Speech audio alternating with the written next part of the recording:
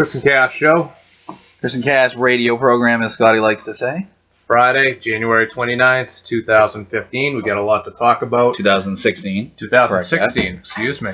Before we go on, I'd like to say go to www.gamesofinches.com. That's www.gamesofinches.com. That's our website, in case you haven't been there. Yeah, LeBron James just got another coach fired. I wrote a little piece on that. You can check that out. And also, who's going to be the bum of the week? That's a tough thing to guess. I mean, I think I already know. No, pretty easy this week. So we're going to get into Chris had a baby, so obviously we missed the divisional round and the AFC and NFC championship games. We would have loved to preview those. I have to say this. Congratulations to the AFC champion Denver Broncos. Also, the NFC champion, yes, the NFC champion Carolina Panthers, who shut me the F up. They shut me up as well. I'm a little shocked. I'm going to stop by saying, I'm not going to lie, I don't want to talk basketball. I don't want to talk baseball. I don't want to talk hockey. I don't want to talk tennis. Anything. I just want to talk football today. So that's probably what we're going to do. Not that we won't cross-reference sports like we always do. I was hoping we could talk about a little. I at least one shit on Jeter every time. Let's be honest. I was hoping we could talk some PBA bowling, but yeah, we could take the night off from that. Yeah, some Premier League. But yeah, I did not think Carolina was going to win. That I didn't think they were going to beat Arizona. I didn't think they were going to beat Seattle and Arizona in a row. No. I did not think they were going to make it to the Super Bowl. I thought as far as they would go would be last week. That's just me personally. So I'm sure Carolina Panther fans, if they listen to our program, they're waiting for me to say what I'm about to say. I was way off. Now, I know that I've been saying since Thanksgiving, when I guaranteed it, this team is going to play Seattle at home in the playoffs, they're going to lose. If not, they're going to play Arizona, they're going to lose, even if it's at home. 15-1 in the regular season. Again, you can't get on them for the schedule because every team plays a schedule. They have no control over that. I want it noted, though, it's not just the division. This is why I say that they're the worst 15-1 team ever, and they would be the worst 14-2 team ever, probably. And I know they actually could win the Super Bowl, which is going to make me look like an idiot, but they played the easiest schedule of every team in the entire NFL. The easiest. Hey, but they took care of business. I understand that. So that was the first thing. Second thing is, I do not care if they were at home because they went 15-1 and they earned home field advantage fair and square. They earned that right to play those games at home. If you beat Seattle and Arizona convincingly back-to-back weeks, you are for real.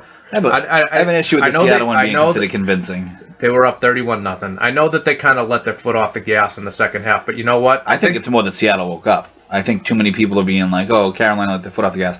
I think Seattle woke up and Seattle actually had a chance to actually come back and win the game. Of course they did. I really do. But I think in retrospect, that could be the best thing that ever happened to Carolina because you know what? That foot never came off the gas pedal against Arizona. 49-15. Well, that's a whooping. Carson Palmer officially placed himself as one of the worst postseason quarterbacks in the history. You can take Carson Palmer out of Cincinnati. You can't take the Cincinnati out of Carson Palmer. They should have lost to Green Bay in the divisional round. That game was insane, by the way. Insane ending to that game. And no quarterback other than Aaron Rodgers makes that throw. And Aaron Rodgers has taken it in the teeth. I mean, come on. The guy, this is the second year in a row he hasn't had a chance to take the ball in overtime. That's a coin flip, ladies and gentlemen. I understand that. He lost a coin flip twice. I mean, if you're going to pick on every other great quarterback for losing, be it Tom Brady, be it Peyton Manning, you got to give it to Aaron Rodgers. I mean, Aaron Rodgers is one game above 500 in the playoffs. That's still better than Peyton, even after his 2 wins this year, ladies and gentlemen. That's still better than Peyton. Peyton's what, 500 now? Exactly? Peyton is exactly 13-13. Yeah. But Rodgers is 7-6. He hasn't had the talent that Manning's had. I think Rodgers had a lot of offensive talent. Yeah, I think it's a hollow comparison. I'll tell you what, if they had Nelson and he had like a stud tight end like Manning has, like Brady has, I would agree with you. Defense notwithstanding. But they went to Arizona and they damn near won that game, and he wasn't. I mean, he had Randall Cobb and who else? Jones. Who else was he throwing to? Abadaris. Yeah, exactly. Thank you for making my point.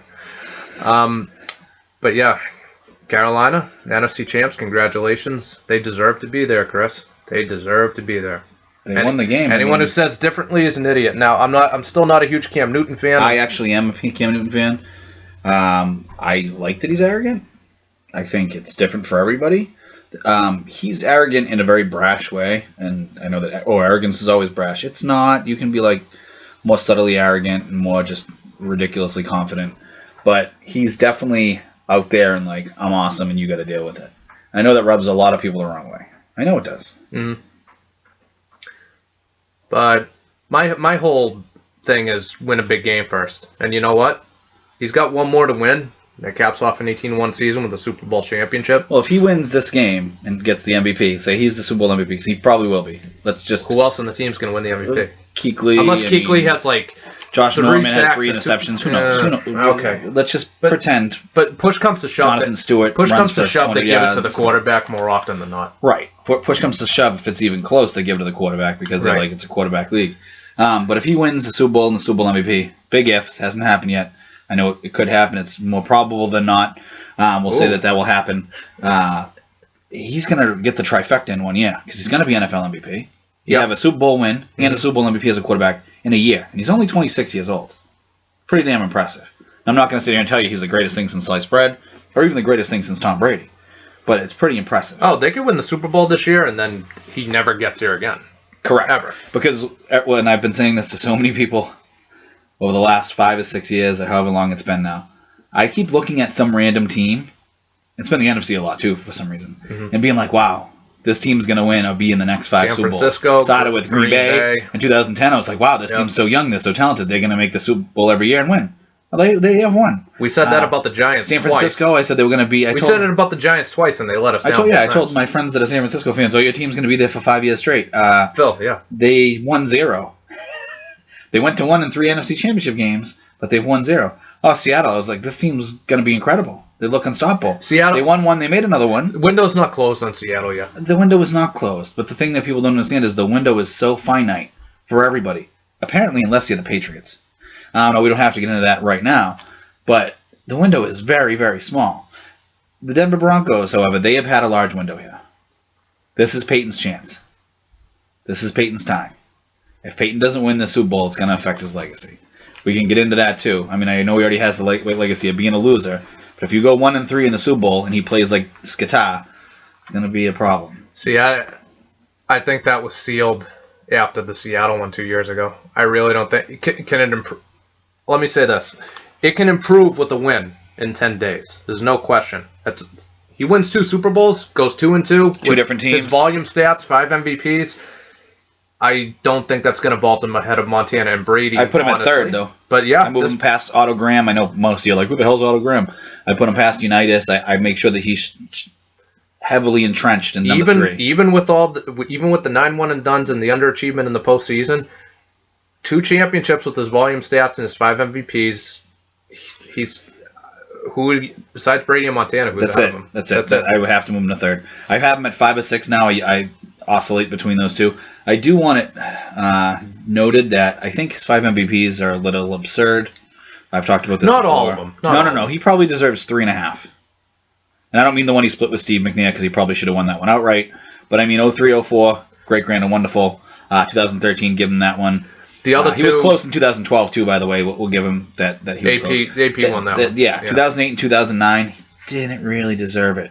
Now, conversely, Tom Brady has 2 MVPs, but he has about 4 other seasons where he really should have or could have been MVP, and was right there that he just was like passing the last week or this year, like he fell off with no receivers. I mean, the Manning MVP argument. Here's where I stand on that, and not far off from where you are.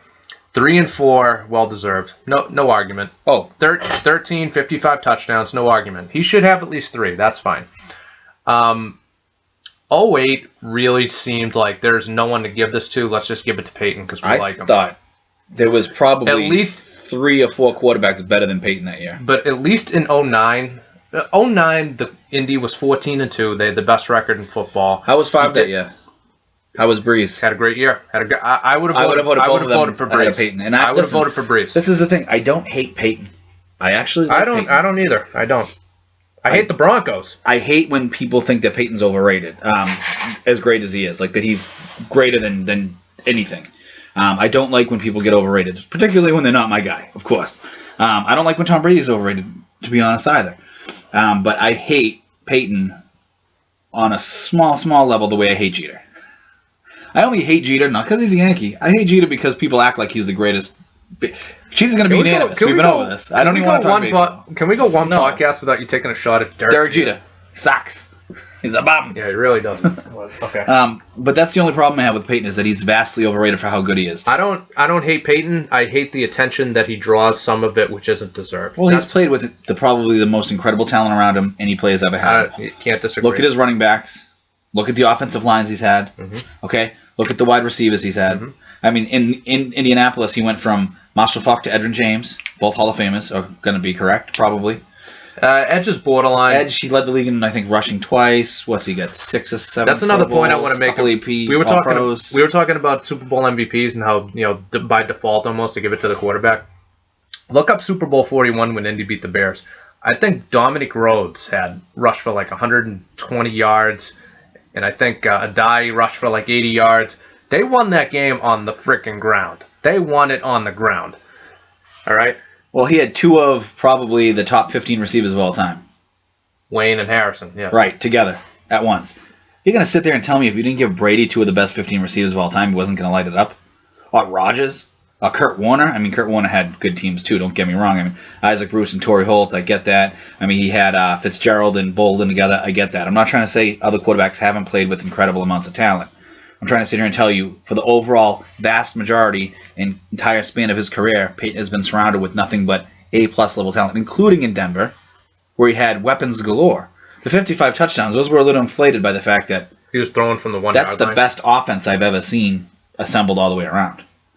There's a reason why they scored over 600 points, because you have Demaryius Thomas, you have Decker, you have... Decker was your number 2. Welker. No, I think Decker was like your number 4. You have Thomas, Julius Thomas. Yeah, Julius Thomas was kind of soft. Julius Thomas was soft, but he was a great receiving tight end. Well, he couldn't block the sun out of his eyes. All he could do was catch. All he has to do is catch. That's all he has to do when you throw him the ball. He didn't catch against Seattle. Well, that team was soft in general, which is why they lost. Hardcore. But let's go on to reviewing the games. Which one do you want to start with? I figure we'll start with the easy one. That being Carolina versus Arizona. Arizona at Carolina. Not much to say about it. I have a lot to say. What was it? 6 turnovers by Palmer? Mm-hmm. What do you think about that? Expected. You think Peyton's going to turn the ball over 6 times? I think Peyton, even though his physical skills are all but gone, Peyton's an extremely intelligent quarterback. Yes. I'm not saying that Palmer isn't. I'm not saying he's like totally like. I'm not saying he's like Vince Young, 10 on his Wonderlick or whatever it was. No, see, Peyton for a football mind is a savant. He's brilliant. He is, but he's extremely smart on the football field. I have a problem with saying that he's smarter than Brady on the football field. I think it's very close. That. No, but I think it was Pete Prisco did this week. Other people have said like, oh, he's so much out of Brady intelligence-wise on the football. No, I disagree. No, I'm not saying Peyton might not have the edge there. I'm saying it's extremely close. The only reason that's the only reason he's starting ahead of Osweiler right now. He's better at checkdowns. That's it. Well, yeah, Osweiler's the better quarterback. I know Broncos fans don't want Osweiler to play, and they might not now. But I mean, we've talked about the past 2 games. How quick is the hook going to be for Peyton? If Osweiler plays in 10 days, does Denver have a better chance to beat Carolina, in your opinion? I don't think Denver has a good chance to beat Carolina either way. We'll get into that. My point was, I don't think Peyton Manning's going to throw all those interceptions. I don't think Brady would have thrown all those interceptions with Carolina. I don't think anybody is. Palmer shit the bed. Yep. He literally went out there and pissed all over himself. He was like a crying baby. He should have just came out of himself. Should have checked out of the game. Been like, coach him out. Put in the backup. Because that was insanely poor. I don't know how you can play that bad. There was some of those interceptions too. They were like, what is he looking at? And I'm like, I don't know, because I've thrown a ball around in the backyard and I wouldn't have thrown that pass. Like, you just know that was one of the worst showings I've ever seen from a quarterback. And I know Carolina is very talented, but that was ridiculous. It was. Yeah, it's kind of one of those things. Where did Carolina's defense leave where did they leave off, and when did Arizona's offense? Like, you know what I'm saying? Oh, no, I get that. How much of that was Carolina's D, and how much of that was just Carson Palmer being abysmal? I think it was 50-50. I would say like 65 Carolina, 35 Arizona. Better defense, Denver or Carolina? Wow. I might say Denver. Looked scary in the NFC Championship game. Denver or Carolina? Defense. Denver. Did Brady do what Carson Palmer did? No, of course not. Okay, that's my point. No one's arguing Brady Palmer. I know. I'm saying unless you're Charlie Casserly or Phil Polian, no one's arguing that. Carson Palmer had a chance this year. I mean, he's all-pro second team, and he's made a Pro Bowl, and he had a great season, and he led his team to the NFC Championship game. This is the best he's ever done. He won his first playoff game of his career. Yip-de-doo. Again, the Cincinnati thing you were talking about. But I thought this was Carson Palmer's time. That was back-to-back Bengal performances. This is Carson Palmer's time and chance to actually do something with his career, to give himself a chance at the Hall of Fame. Even if he gets to a Super Bowl, it's an accomplishment for him. Right. I think. If Carson Palmer had gotten to a Super Bowl and won it this year, with his overall stats and the fact that he's still playing at a high level, he's got, I think, 4 Pro Bowls now. You could have made an argument that he would have made the Hall of Fame just by winning the Super Bowl. Well, shit, if Eli's in, then he has to be in. Well, just about every quarterback. Eli the problem right now is I was kidding, John. We're in the generation where if you look at every quarterback across the board in the NFL, I mean, it's the golden age of quarterbacks, realistically, other than probably, I know the 80s had that awesome draft, and the 60s was loaded with stud quarterbacks too, but we'll skip over that since half of you haven't even heard what the 60s are. This is the golden era of quarterbacking. But if you look across the board, half of the quarterbacks in the league should be in the Hall of Fame, according to current Hall of Fame standards for quarterbacks. So what do? Is Phillip Rivers in? I mean, is Joe Flacco in? Eli, Ben, Brady. All right, let's do this. I will go. Let's go through the quarterbacks now. Who's in the Hall of Fame right now? Right now, but you if also they retired today. But you retired today. But I want you to also pretend to project out the rest of their career as well. All right. Start at the top. Brady and Manning, a slam dunk. So Brady, Peyton Manning. Brady and Peyton. Yeah, we got to say Peyton, no Manning. Brady and Peyton. Slam dunks, automatic. All right, so the rest of the list, Drew Brees is in right now. Brees is an automatic too. You're going to give him that? Yeah. I think he's led the league now in passing 5 times? Yeah. 5 or 6 yardage. I mean, he's got a Super Bowl ring. He's right on Brady's Doesn't have an MVP. He probably should have one, but he's right on Brady's heels for the stats. I think he's a couple touchdowns behind. He actually has more passing yards than Brady. Granted, a lot of that's in the dome, but you play where you play. Agree. Right, he's a Hall of Fame. Rodgers is automatic. Yes. Even if he died today, Rodgers is automatic. I think if Ben died today, he's in. Yep, I'd have to say Ben's in. I mean, he has 2 Super Bowl rings in the 3rd appearance. I mean, he actually has really good career stats. I know everyone has really good career stats now because it's a passing league, but it is what it is. You're going to disagree with me, and okay. I agree with you, and I disagree at the same time. You got to have Eli in. No, Eli's in. I agree. Eli is in. He will be. I don't want him to be in. I think he's mediocre. I think he goes from being Jekyll Hyde, like incredible one year, to really crappy. I think he's led the league in interceptions 3 times. 3 times. That's the only major stat he's ever led the league in. No, the only major stat he's ever led the league in is interceptions. And I don't mean like picking someone else off. I mean he's the one throwing them, guys. I've said many times, if you just go by the numbers and the actual quarterback play, Eli isn't as good as Drew Bledsoe or Donovan McNabb or Steve McNair. Eli is the worst of that draft class, too, out of Roethlisberger, Rivers, and Eli. And that's why next I'm going to say I think Rivers goes to the Hall of Fame. It's really it's already a 6-time Pro Bowler. Volume stats, yes, but I mean he's been to a AFC Championship game. 1 or 2? 2. Okay, back to back. 2. No, 1. Oh, just 1. 1. Yep. That by the way is that day I fell in love with Phillip Rivers the rest of my life. 06? Playing in 07 up here, playing in the AFC Championship game. Oh, there's 20. Yeah. That's a freaking gamer right there, folks. Right. He's a gamer. He has 18 kids. I mean, come on. I think it's really only 8, but he actually probably knows their names, unlike Cromartie. But apparently, even if Rivers gets a vasectomy, he'll probably have kids too, because Cromartie's having them. All right, so those are the guys right now. Rivers to me is borderline. If it was me voting, I'd probably vote him in. Okay, but now we're doing the projecting. The younger class of Andrew Luck on the pace. I know he had a bad year. I know he had an injury-plagued year. I hate the Indianapolis Colts. Well documented. I think, especially since he does not have a lot of talent around him. And what you've seen so far, you'd say you're projecting him in. Yes. So we'll put Luck in. I think it's very probable that 5 years from now, Andrew Luck is the guy out of all the young quarterbacks in the league. Agreed. Because I think Peyton and Brady obviously are going to... We're talking 5 years down the road. Peyton and Brady are going to be gone. Mm-hmm. Breeze is probably going to be gone. Well, Peyton's going to be gone. Brady will still be playing. Stop it.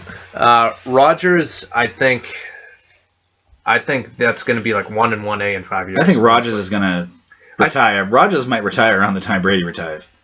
He's younger, but it's not. I don't think so. Rodgers is what, 32? Rodgers is 33, I think, now. 32. He was 32. I think he's 33. No, I think he's 32.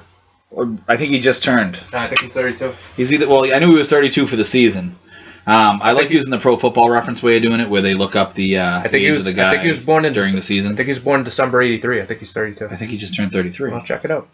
We definitely will. But so we're at Luck. I'm going to sit here and say Russell Wilson's going to be in. On the track he is right now. We just have to project him out. Mm-hmm. I know that's kind of a hard thing to do, but okay. Well, because they could get hit by a bus tomorrow. If Russell Wilson gets hit by a bus tomorrow, he had a really good career. He won a Super Bowl, went to another one. I'm not sure he's Hall of Fame. I'm not sure he did enough. That's the problem we have with this. Okay, you're right. He just turned 32. I thought he just turned 33. Yep. Colin Kaepernick. Colin Kaepernick is not in. If you guys didn't know, I pulled a Ron Jaworski. I fell in love with Colin Kaepernick. Now, I didn't say he was going to be better than Steve Young and Joe Montana, because that's just asinine. But I said, this guy's great. He's going to be the next big thing. I mean, let's be honest. A lot of guys said that. He had won the been to the Super Bowl. He had been to another NFC Championship game. It was actually before that NFC Championship game that I said this, but I was like, he's on pace. He's going to be one of the greats of the generation. Now, the guy can't play ahead of Blaine Gabbert, but I don't know what to say about that. But Russell Wilson, will put him in. Yeah. Well, we got it now. Right. Look what we're seeing now. Cam Newton. Yeah. He's gonna get MVP in the Super Bowl. A Super Bowl MVP. If he wins that this year, which he probably, he's probably going to. All he has to do is make like 2 more Pro Bowls and he's in. Based on the standards, he would already be better than Eli. Because I don't know if there's a quarterback with an MVP, a Super Bowl win, and a Super Bowl MVP that's not in. Heisman. Does he have all of those though? Was he the MVP, Super Bowl MVP? I know he's the MVP of the league. I know he won a Super Bowl. I don't think he was Super Bowl MVP. We're going to have to look that up. No, you know who was? Riggins. Riggins was the MVP. Yes. I was going to say, I don't think there's a guy that has all 3 of those and is not in. I'm gonna throw a name at you right now. He's only been in the league a couple of years, but I'm liking what I'm seeing. Derek Carr. I can't even project him out to the Hall. He looks good, I can't project him. He looks really good, though. Even for him, I know it's so early in his career. You can only 2 years. Right. I can't project him into the Hall. I'm trying to think of who else. Watch him become like the greatest quarterback ever. Derek Carr, 6-time Super Bowl winner. Let me see. I think that's probably it. Who else would we think about that could possibly be in? Well, not Dalton. I don't think Dalton's Hall of Fame. I don't think Dalton's going to make the Hall of Fame. Trying to think of the NFC South, Matt Ryan. No. Joe Flacco, is he going to make it? No. It's not going to do enough. Had a hell of a postseason run that 1 year, but that's it. I'm trying to think of all the other quarterbacks. Sam Bradford, he's Native American. No. Not Foles. By the way, I have a huge problem with that because he's like the very small percentage Native American. He's the minimum amount you can be and claim it. It's kind of that bothers me. Are we gonna throw out because it's only been a year, Mariota and Winston? It's only been a year. I can't. Yeah, that's just too early. All right. Okay. I like projecting them out, but I want to project out people that we've actually seen play. Now. So Derek Carr's off the grid too. Derek Carr's off the grid. I like him. Tony Romo. I like him a lot though. Tony Romo. Is Tony Romo going to be a Hall of Famer? Ooh. Because he's not had success. You can sit here and say he's definitely not had success. I'm gonna say, give me his. I know they're good, but give me his stats. I'm going to give you his career stats once I get there. Hold on 1 second. Because they're actually pretty incredible. Now, the thing is, again, a lot he's probably, of quarterbacks honestly, have incredible stats. He's like Rivers is probably better than Eli. He just doesn't have the hardware. Same thing. Agreed. I mean, I think as a quarterback, he's better than Eli. That's well, right now you have 7 quarterbacks that are above 40,000 career yards already. Okay? Active? Active. You got Peyton, Breeze, Brady, Eli, Roethlisberger, Rivers, and Carson Palmer. Again, if Carson Palmer had won a Super Bowl this year, like that vaults him. Puts him in the conversation. Yeah. Tony Romo has 34,154 yards. How old is he? 35? Romo is, I think he's 34. Romo's born in 1980. 35. Wow. All right, what are his numbers? Funny how these guys just age like crazy. What are his numbers? I'm trying to pull them up. They're almost here. Sometimes it pulls up so slow. His career numbers, okay? Mm-hmm. He's got 34,154 yards. Okay. He's got 247 touchdowns. Mm-hmm. Okay. He's got 117 interceptions. Mm-hmm.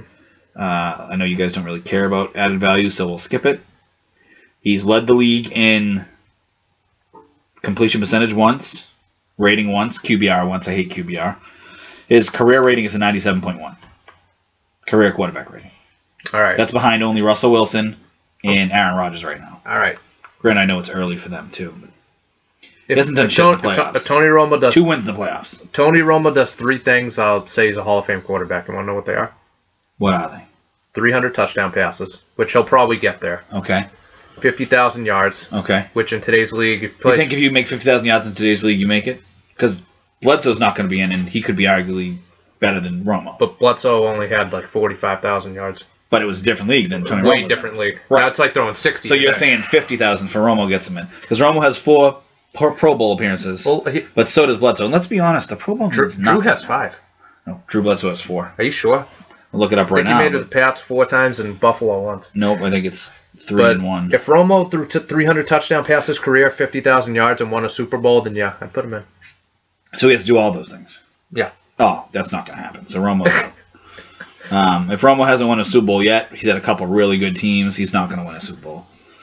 Again, Drew Bledsoe is like really... Drew Bledsoe's probably right below Boomer Esiason for guys that aren't in. That probably won't make it in as quarterbacks. Probably better than Eli Manning, though. Well, yeah, agreed. But I think he's a better quarterback. Drew Bledsoe is a 4-time Pro Bowler. Really?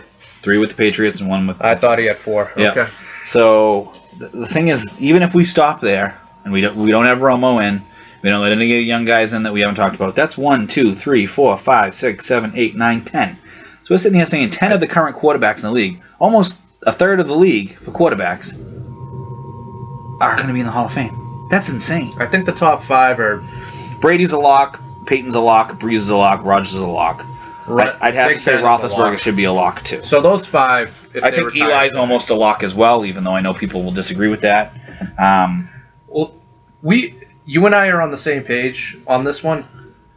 Do I think that Eli is a Hall of Famer just based on his numbers and how he plays and how he looks, the eyeball test? No. But he's going to have 50,000 yards. He's going to have 3... Yeah, I think he already has 300 touchdowns. I don't think he does. No, what's he, just under? He's really, really close. He has like 260 or something. I should have looked that up as well. But yeah, he's going to be in. And I mean, screw it. He won 2 Super Bowls. You know what the funny thing is? Someone would be listening to us and be like, oh, these 2 are salty Patriot fans. That's why they don't think he's in. No, I have friends who are Giants fans who say there's no way he's a Hall of Famer. I have a lot of family that are Giants fans that say there's no way he's a Hall of Famer. Right. Because he's not that good. He's just not a great quarterback. He played on some teams that got really hot. He let his balls hang low in the playoffs. He did to Joe Flacco twice. I would take Eli over Peyton in a playoff game. I could agree with that. He's got like 260. Eli Manning has 294 touchdowns. No way. Yeah. He has 290. He's 35 years old, though. You got to remember that. Yeah, everyone acts like Eli's still 28. He'll play another few years. Oh, I'm sure he will. But that's what I mean. These numbers, he's at 44,000 passing yards already. He also has 199 interceptions already. His career rating... He's gonna end his career with like 300 interceptions. Oh, he's gonna break the record. His career rating is... I think Favre's record... He's gonna break Favre's record. No, he ain't. Yeah, his career rating is 83.5, which for today's day and age is horrendous. That's awful. Right. That was good. That was good when Dan Marino played. Yeah. Like Otto Graham had like the greatest rating when he was around in like the 80s. It was like an 88 or something, 87. But you could name like other quarterbacks that never won Super Bowls, like other than like the obvious one, Marino. But you could Marino and Fran Tarkenton. Like that's it. Fran Tarkenton, the real greats. I'd say. No, but I would say like Tarkenton was a better quarterback than Manning. Eli, not Peyton. Oh no, I got that. No, we got to switch it. Eli.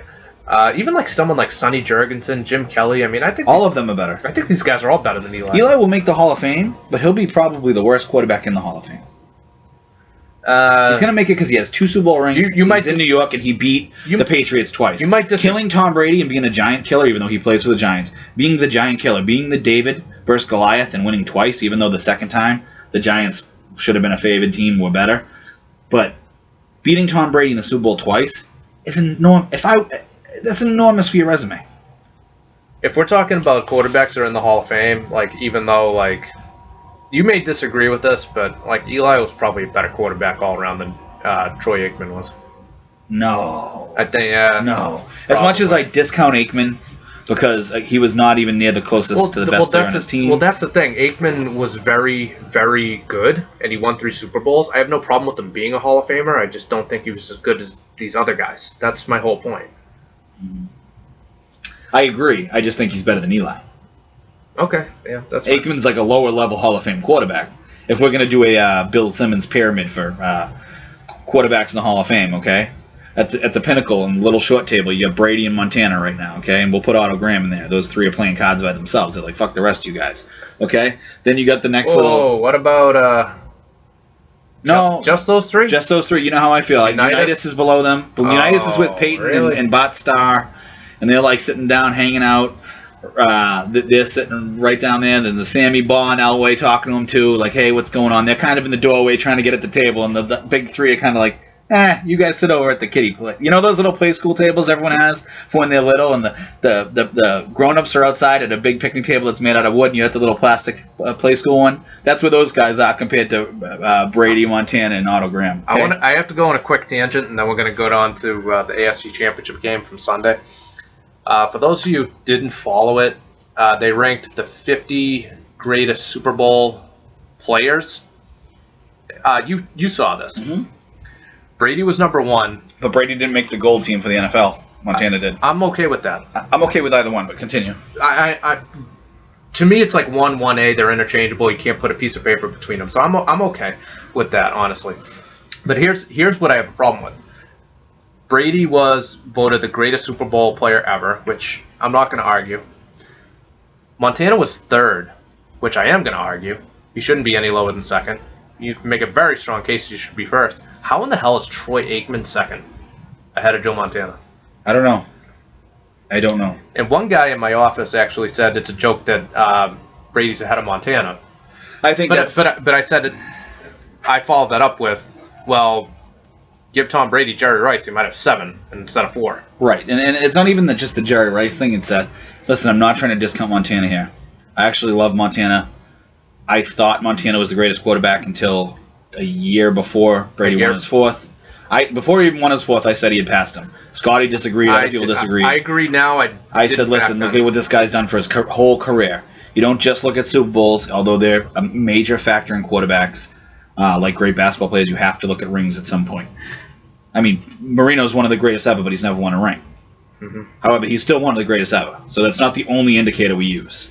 All right. Marino would be at that table if he had at least 1. I think he'd be with Elway in them if he had 1.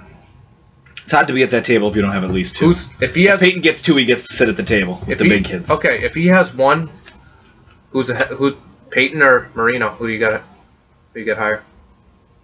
Marino, but I have Peyton 6 and 5 right now, depending on how I feel that day. We've been over this. I have Unitas is better than him.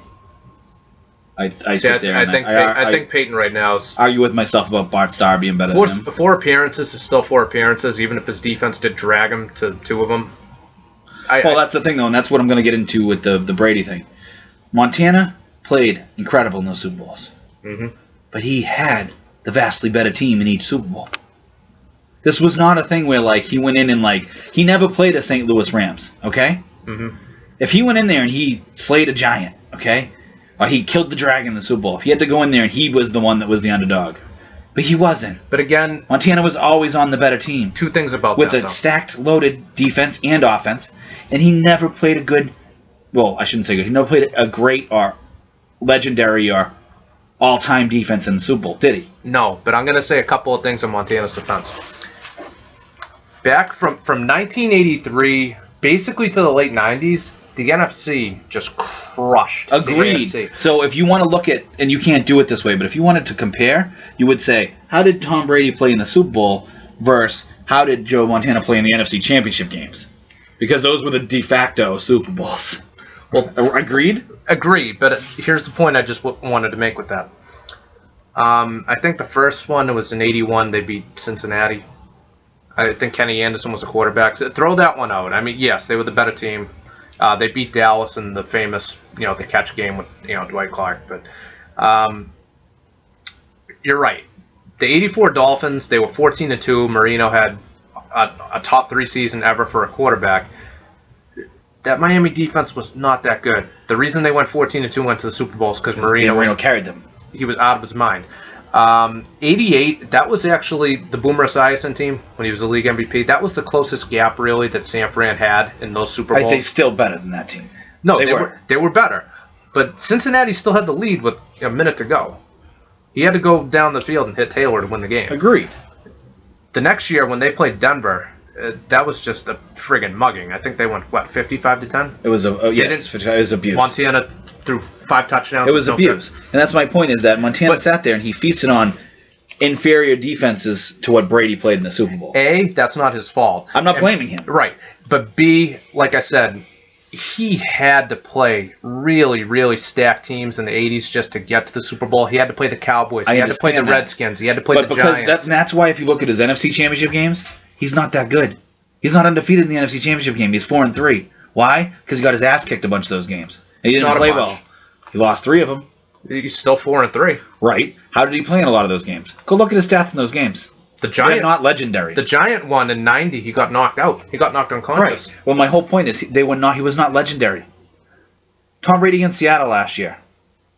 Joe Montana never had to have that happen. Never had to play a defense like that. If you want to sit here and say, I'm going to sit here and tell you, St. Louis Rams, that team's defense was better than any defense Montana played in the Super Bowl. The Seattle defense was definitely that 01 Rams team. That 01 Rams team is one of the greatest teams I've ever. Yeah, it's probably a top 10 to 15 team of all time. They just, however, didn't win the Super Bowl. It's like the 07 Patriots, where we automatically discount them because they weren't a Super Bowl champion. I still think the 04 team's better. We're not getting into that tonight. That's neither here nor there. Carolina had a good defense. Philly had a good defense. Now those weren't. That Philly team in 04. That team gets overlooked a lot. That team was loaded. Go back and look at the guys. That's the reason why that team made, I think, 4 NFC Championship games in a row. They had McNabb, T.O. I know he was playing hurt a little bit. Brian Dawkins. Dawkins was a beast. Westbrook. Who else was on that team? I can't remember off the top of my head, but that team was loaded.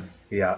They were a really good team. I mean, the Patriots were the favorites, and they should have been, given the history. I thought Philly outplayed them in the first half that game. It's weird. Philly outplayed them in the first half, and they actually led early 7-zip. But you always thought the Patriots were going to win. In control. Always.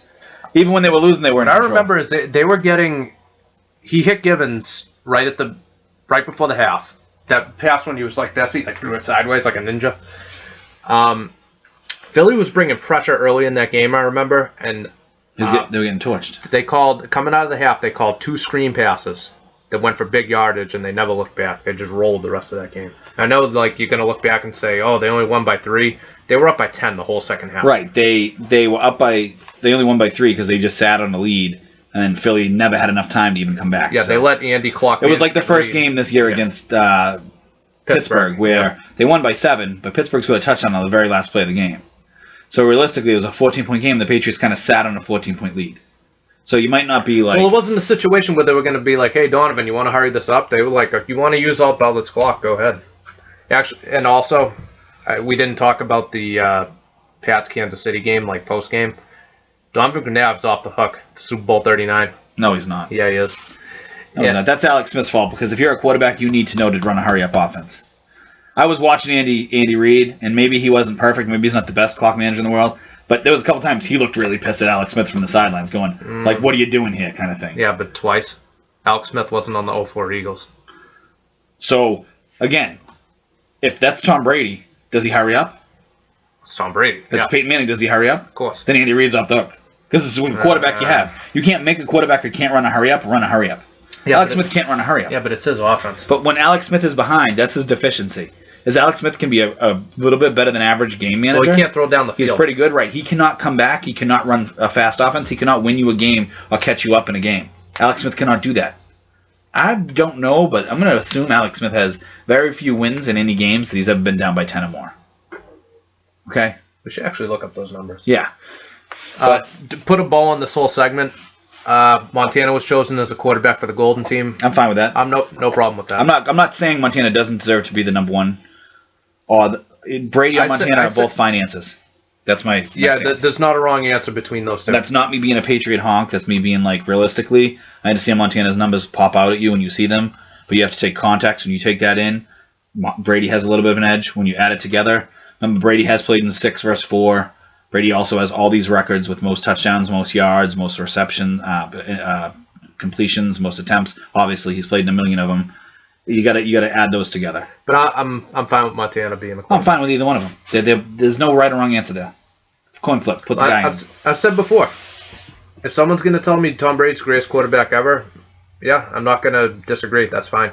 If someone, goes by the eyeball test and says, I think Montana's the greatest quarterback of all time, I'm okay with that too. I know you disagree. I'm not okay with it. I just have to think that they're a little off.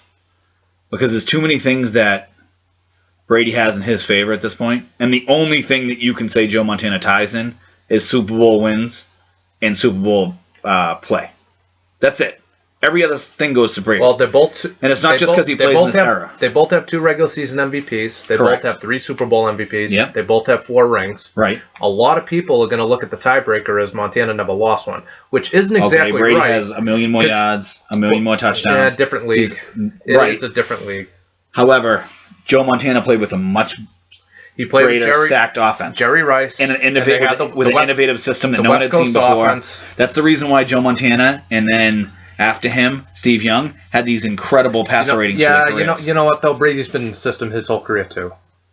No, I'm not saying that. But what I'm saying is they were in a completely innovative system that allowed them to play much better than any other quarterback. That's true. If you stuck Marino with Bill Walsh, does he not win Super Bowls? Yeah, probably. Does he not have a much better career rating? Probably. I mean, because the whole system that they run boosts the quarterback's rating because of how efficient it is. You know what? The other thing I have to say too, and we poke fun at Peyton all the time for his postseason failures, but I think, like, realistically, you're talking about Brady and Montana. I think what Peyton's been able to do, even though he's had so many weapons, is a little bit more unique than those two because what's his system been his whole career? He basically is the system.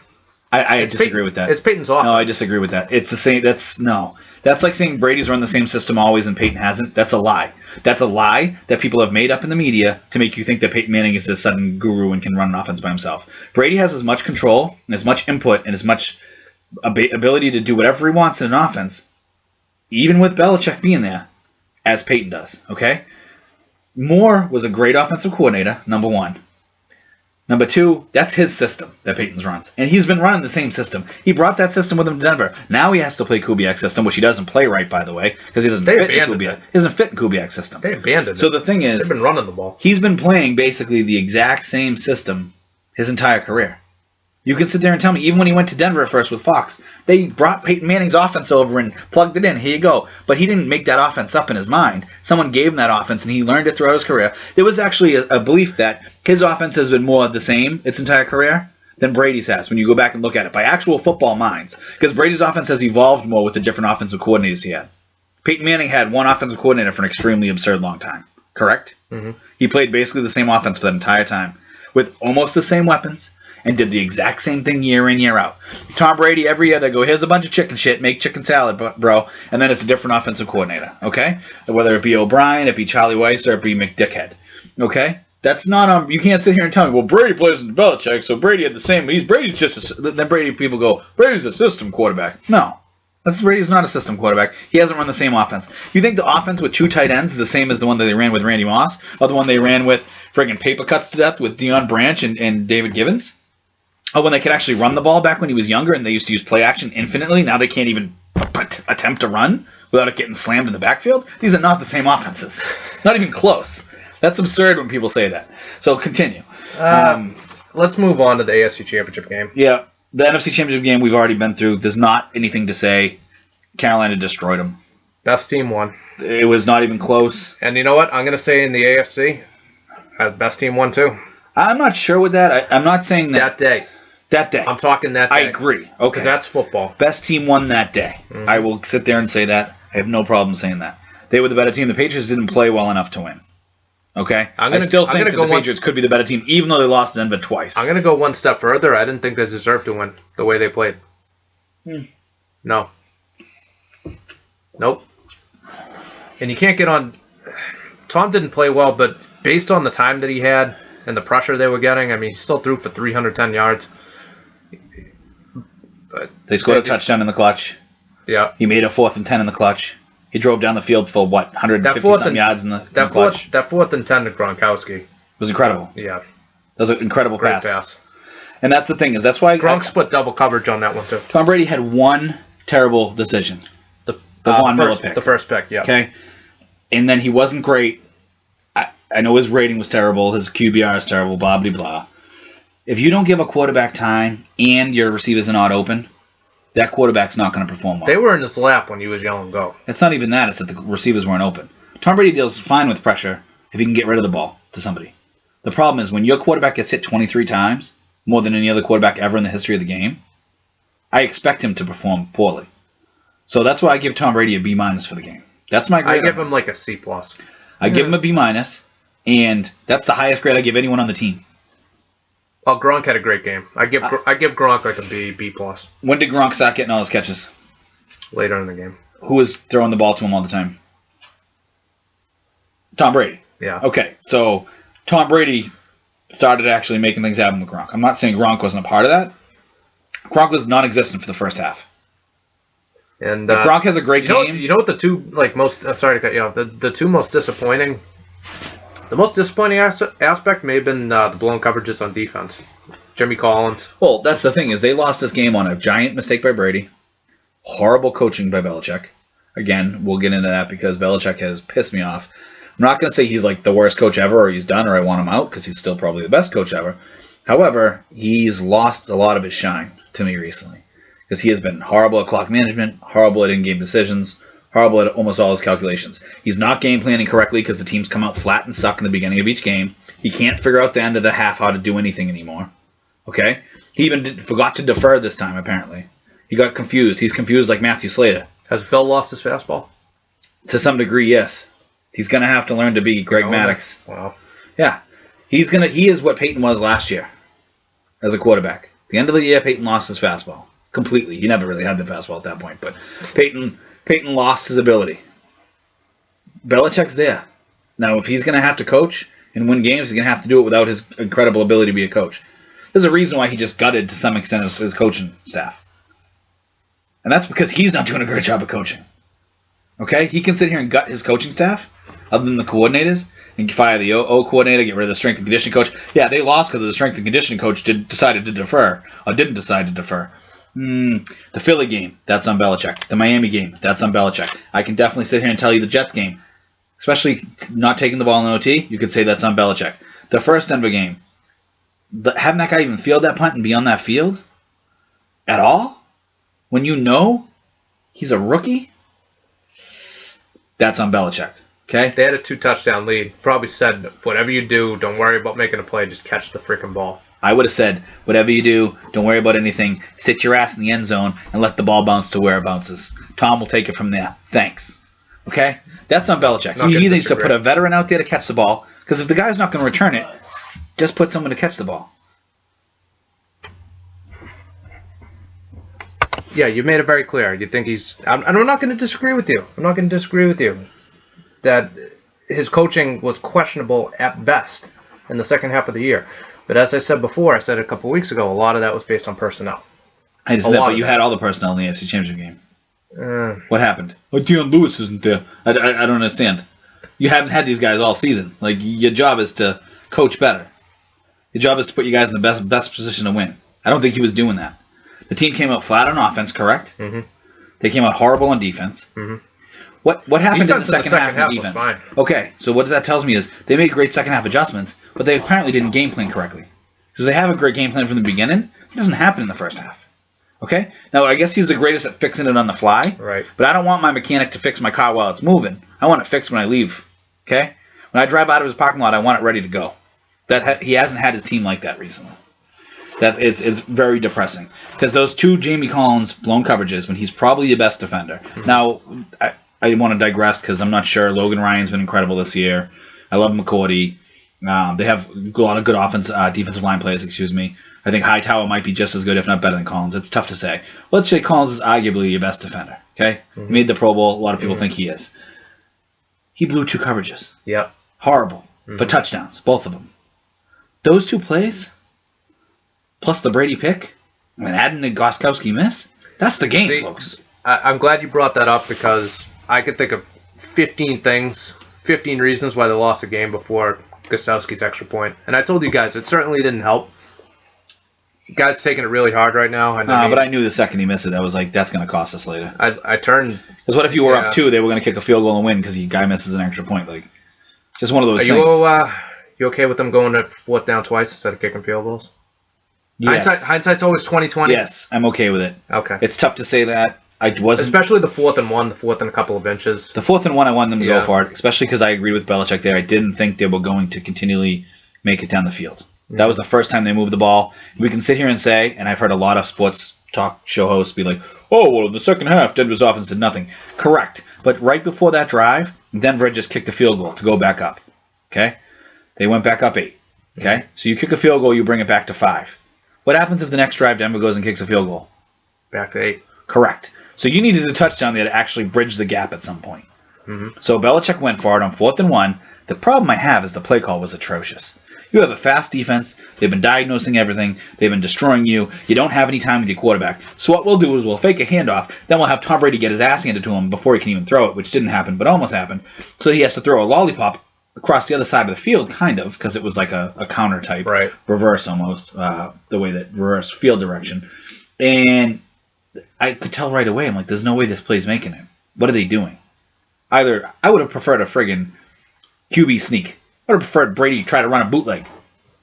Okay? I'm not okay with that play call. I thought a quick, you spread them out 5 wide. How much is that as Belichick and how much is that McDaniels? McDaniels' offense. I understand that, but let me explain something to people. At the end of the day, the quarterback does what the offense coordinator says to do, what the head coach says to do. So while the quarterback does do things and the offense coordinator does do things on their own and they can make decisions and have input too, you have to ultimately, the buck stops at Bill Belichick. Okay? He's the one that controls the offense and the defense and tells them what the game plan is going to be. If we're going to sit here and think that he has, you're either going to tell me that he has all the input or he has none of the input. But either he's just a guy that walks around with a headset on and starts bitching about stuff, or he's the guy telling everyone else what to do, which is what he is. So it's on him. Because he said, Josh, you're going to sit here and tell me that play call was by McDaniels and Brady alone with no Belichick. Do you honestly believe that? I think he okays everything. But that's not the point. My point is, McDaniels makes the initial call. Belichick has the power to veto it, does he not? I'm sure Belichick has the power to veto it and change it. And say, I don't like this or this is good. Okay, how often does McDaniels make a call, Belichick okays it, and Brady says, no, screw that, we're not doing that? How often do you think that happens? Once in a while. I don't think it happens often. I mean, you don't think it's frequent? No, I think that Belichick gives McDaniels and Brady leeway. And I think that Brady is allowed to change plays. That's not what I'm trying to say here. I'm trying to say that the game plan, especially crucial situations, unless Brady sees something that definitely tells him something's not going to work on the field, then he's going to run the play that they're expecting to run and have succeed. Because they're trying to give the best play possible. That was almost one of the worst plays I could predict. I was so upset. You see it all the time. Like if they're lining up and if they got like single coverage on Gronk, he'll change the play. You see that all the time. I'm saying to you, like when they're not going quick, when they're not huddling up, when they're huddling up, when the play comes in, do you ever think Brady says, "F that, we're not doing that"? I don't think he says that. I do think he says, "This is the play. This is what we're going to run." He goes up there, then he looks and he says, "That play is not going to work. Let's change it." I think Peyton does the same thing. I don't think either one of them operate. The MO there, modus operandi, is the exact same for both of them. They don't just go, F you, I'm not running that. They go to the line and they go, what do I feel comfortable with? Do I think this is going to work? Is this guy? Because that's why they all do their little motions to see who's covering who, and is it a zone, or they try to do all their pre-snap reads, and then they go from there. The thing with that is I think they said this is going to work. Belichick believed it. McDaniels believed it. Brady believed it. I saw the play unfold and said, what the fuck are they doing? Honestly, I was like, this is horrendous. I was just so upset. I wasn't upset that they went for it. I was upset the play call they chose. I shook my head and just said, hate that call. Those were my exact words. No, I want to go back. After that, and they didn't make it, and then they punted to us, and then we went back down the field, and we had a 4th and 6. I wanted them to kick a field goal there. At that point, I wanted a field goal. Because at that point, I felt like our defense was going to just stop them again. So that would have made it 5. And then maybe you would have had to go 10 more yards to get a touchdown. I don't know. But I do know that I felt much more comfortable moving the ball because you had just moved it pretty well twice. I knew that they could stop you on 4th down. And I wanted some kind of points. I don't like not scoring twice in a row in big situations like that. That's deflating to me. I think if they kick a field goal there and kick it off, they still stop Denver right away. Because they couldn't do anything. They still had their timeouts. They still had the 2-minute warning. Right. Almost the exact same amount of time would have been there. The same thing would have happened. Maybe the ball's 10 yards further off when they punt it to us. Then we have to go 10 more yards to score. But we still could have scored. And then you score a touchdown and you're winning. Completely different complexion of a game. 12 seconds left. Right. So you're going to have to see some kind of craziness for Peyton to go downfield. But should I go into my little stats now? Yeah, we'll continue with Belichick real quick so we can get into the stats because I think it ties into it. Go ahead. Belichick again made a lot of mistakes, which cost the team home field advantage. And people can sit here and tell me home field advantage doesn't matter, but I think it's very important, especially when you're playing a team or going to be playing a team possibly like Denver. Okay, I don't know if it was to avoid a matchup with Pittsburgh or I think home field is important to a point. I think at times it can be overrated. Let's put it this way: if the Pats had to go into Cincinnati, I'm totally confident going in that game, 100%. If there was one place that I did not want them to go, it was Denver. Agreed. And we'll get into why in a minute. It's because they never play well in Denver, which you're going to get into. It's also because I'm sitting here. If I'm Bill Belichick, I know. Now, this is as of today, but this is Brady's records, okay, in the playoffs. Go ahead. He's 15-3 at home. Mm-hmm. It's pretty good. He wins 5 games, every one he loses. He's 4-2 on a neutral field, those being the Super Bowls, obviously. Right. Also pretty good. In the road? On the road, he's now 3-4. Now, he was 3-3, but his last road playoff win was January 14th against San Diego, 2007. That is a long time, people. Hey, Brady, it's not that he can't win on the road. It's that it is very hard to win road playoff games. Because not only are you usually playing a team that's better than you or as good as you, but you're playing in their house. And that's huge when it comes to snap count, being able to adjust things, getting a jump. People might not want to believe it, but home field matters a lot in the playoffs. And Belichick cost this team home field with the way he coached. If that game's in Foxborough on Sunday, they win that game. Out. Yeah. I did say at the time that offensive line was so horrendous because, and I know Vollmer was playing out of position, but he and Marcus Cannon looked like freaking turnstiles on Sunday. I said at the time, I'm not even sure that being in Foxborough would have mattered the way the offensive line played. They lost by 2, came down to a 2-point conversion, sent it to overtime. If it was at home, they might have won by a field goal. I think they might have won by a field goal. They might have won by more. I mean, it's hard to know. I think it would have been much different because I don't think they would have lost if they were at home. I think Brady would have had a little bit more time at home, and that could have made an infinite amount of difference for how he. Well, that gets back to the noise and the snap count. Well, you can only silent count really, and when you change it up, it's hard to change up a silent count over and over. Your offensive linemen get confused, which happened a couple times in the game. Yep. It cost you 5 yards, which made it a 4th and 6 in the first place, on that other play you were talking about. Oh, who was that? Was Cannon. That was Cannon, I believe. But on at home, you do a hard count. You mix it up. Von Miller doesn't know when the snap's going to be. Neither does DeMarcus Ware. So it takes him a little bit longer to get to you. It's a different it's different scenarios. That's why you see people perform so much better at home than on the road. Like, what was it, Peyton last year? Or Rodgers last year? I think it was both of them. But we were looking up home and road splits, and the quarterback rating on the road to home was 40 points different. No, you know what it was? That's insane. Russell Wilson was insane on the road and meh. But everyone else is usually usually it's 10, 20 points better on you'll be a 90 quarterback rating at home and a 110 on the road. Excuse me, the vice versa. 90 on the road and 110 at home. But Peyton was 70 on the road and 110 at home last year or something ridiculous. And so was Rodgers. And you see other quarterbacks like that, especially dome guys because they get used to the dome. No, I think what Rodgers last year, he had something 23 touchdowns and 0 picks at home. And he had on the road, you mean? At home. No, at home. And then on the road, he had 9 and 7. 12 touchdowns, 9 picks, or something something like that. I don't know. I'm just throwing out stats. The other thing that annoyed me about the offensive game plan, I don't know if you feel the same way. I know exactly what you're gonna say. Too vanilla. They didn't no try screens, no screens, no end arounds, no end arounds. Nothing to stop the pressure. Nothing to change things up. The only thing they did was run the ball every once in a while, which I thought was the worst scenario, because I was like, you can't run traditional run plays against this team. They would run up the gut and lose a yard, gain a yard. And I'm like, what's the point of that? Well, I know you're going to say play action. They really couldn't use play action. No. Denver knew they weren't going to run. This was the game that you needed to do 5 wide from the start, paper cut them to death. I agree. Get them to slow their pass rush down, and then you establish a run from there. Then if you can establish a run after that, then you do play action. Because you're softening them up, like with the body blows to get their face exposed. Okay? They did not do that. They did. I don't know. But JoJo LaFell played 30-something snaps and got 0 targets. I'm pretty sure at this point that McDaniels does not know what a screen pass is. I have to give McDaniels a pass. This is contractual now. Because I promised and swore to everyone that I would never pick on him again. Because of the 3 games last year? Because of the 3 games last year. Really good game plans. I hate McDaniels. I always thought he should have been fired. The day he came back to us, I wanted him out. His first game, I was like, fire this man. Okay? However, now I'm not going to say that because they won a Super Bowl with him. So I'm okay. You should get into your stats real quick. All right. This kind of tells the story of Brady on the road. Well, not just on the road in a particular place. Now, I could have thrown Miami into this too because that's another house of horrors for Tom, but I think he's still like what's he, like 8-7 career in Miami or something like that? 7-8. The only place I know that he has a losing record is, well, that he has played multiple times is Denver. Yeah. So, this is why getting home field against the Broncos mattered.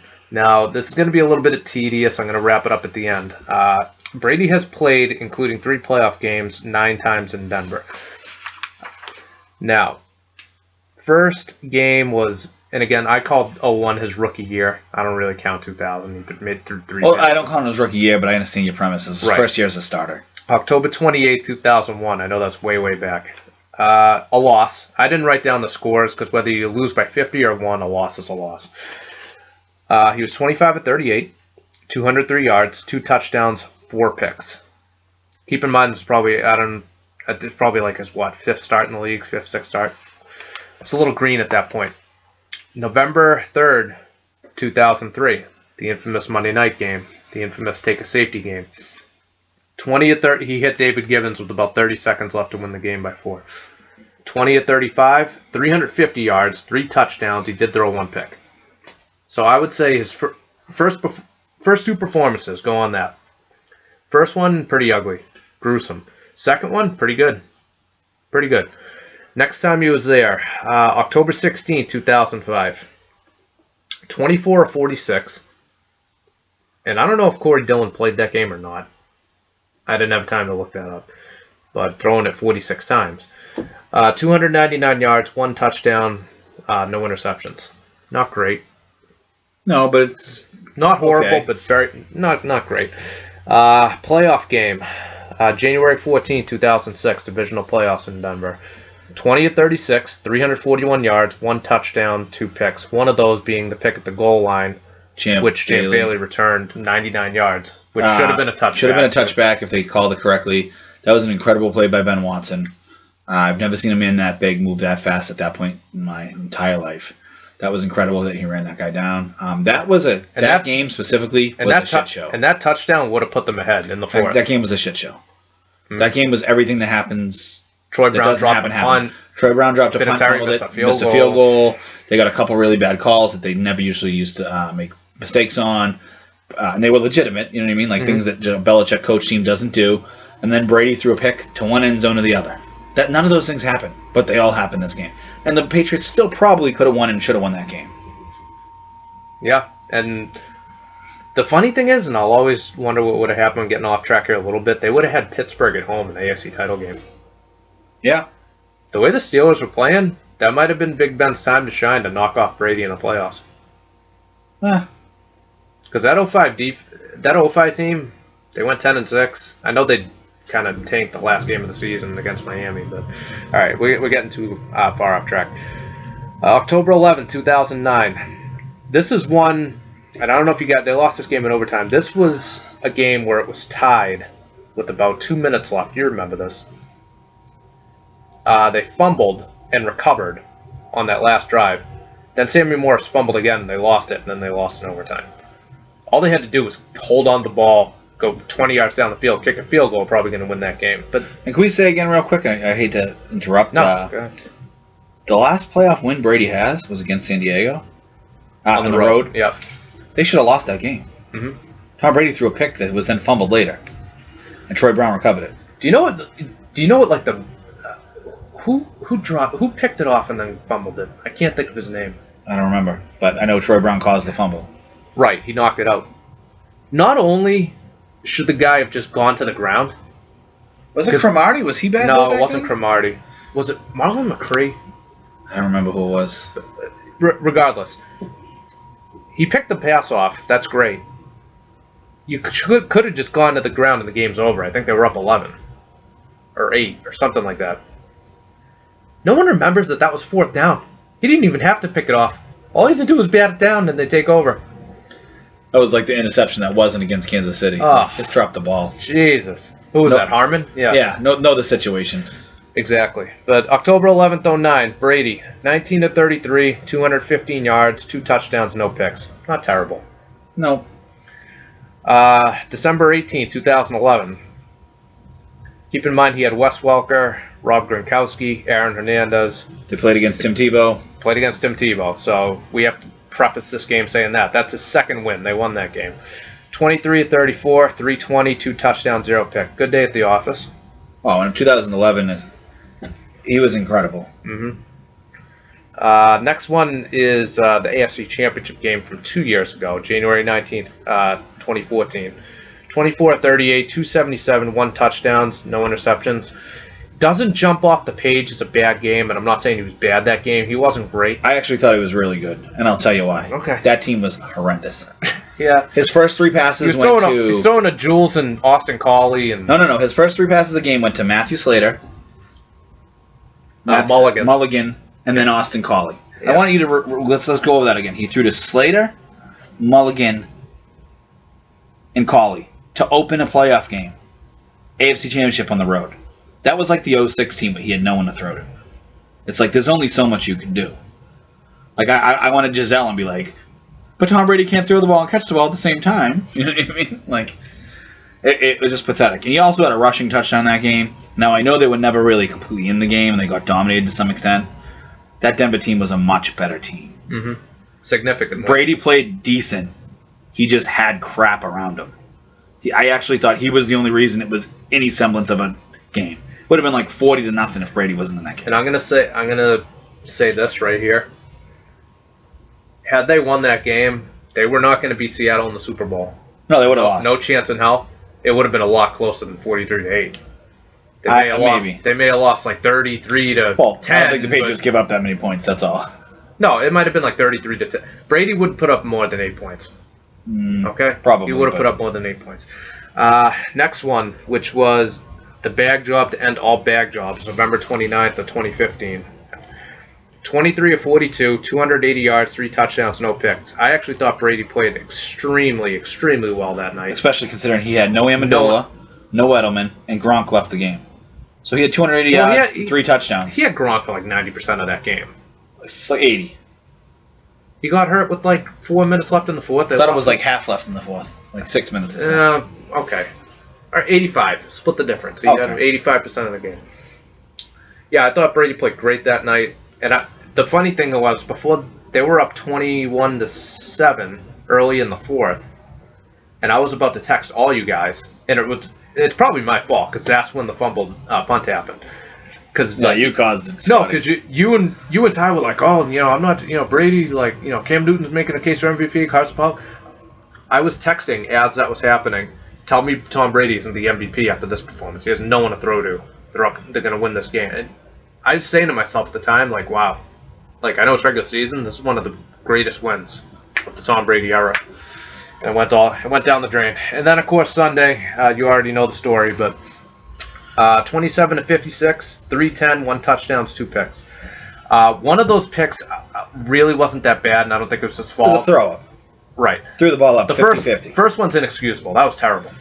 Brady and Peyton actually both threw a ball up for grabs. Brady's was intercepted. Peyton was caught because Butler mistimed it, which I was upset about. But there's not much difference there.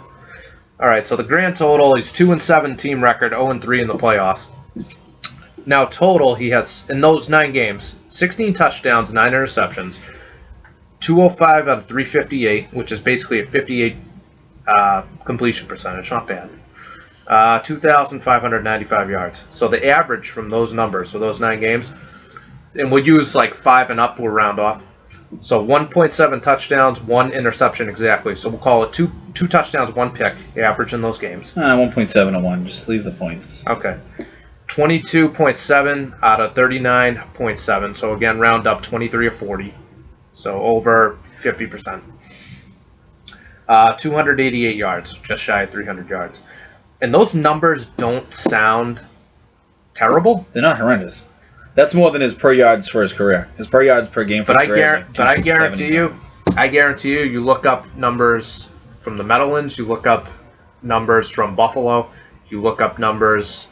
Where's another place? Well, I don't know for a fact, but I'm pretty sure if you look up Peyton's numbers in Foxborough, they're much worse than that. I get that, but that's actually, we should do that next show.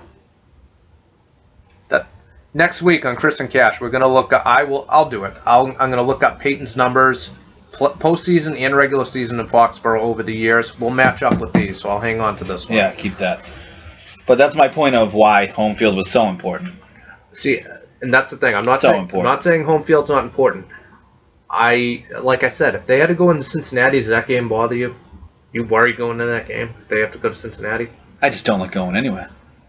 But I'm saying, if they go into Cincinnati, there's no doubt in my mind. Scotty, he's 3-4 on the road in the playoffs.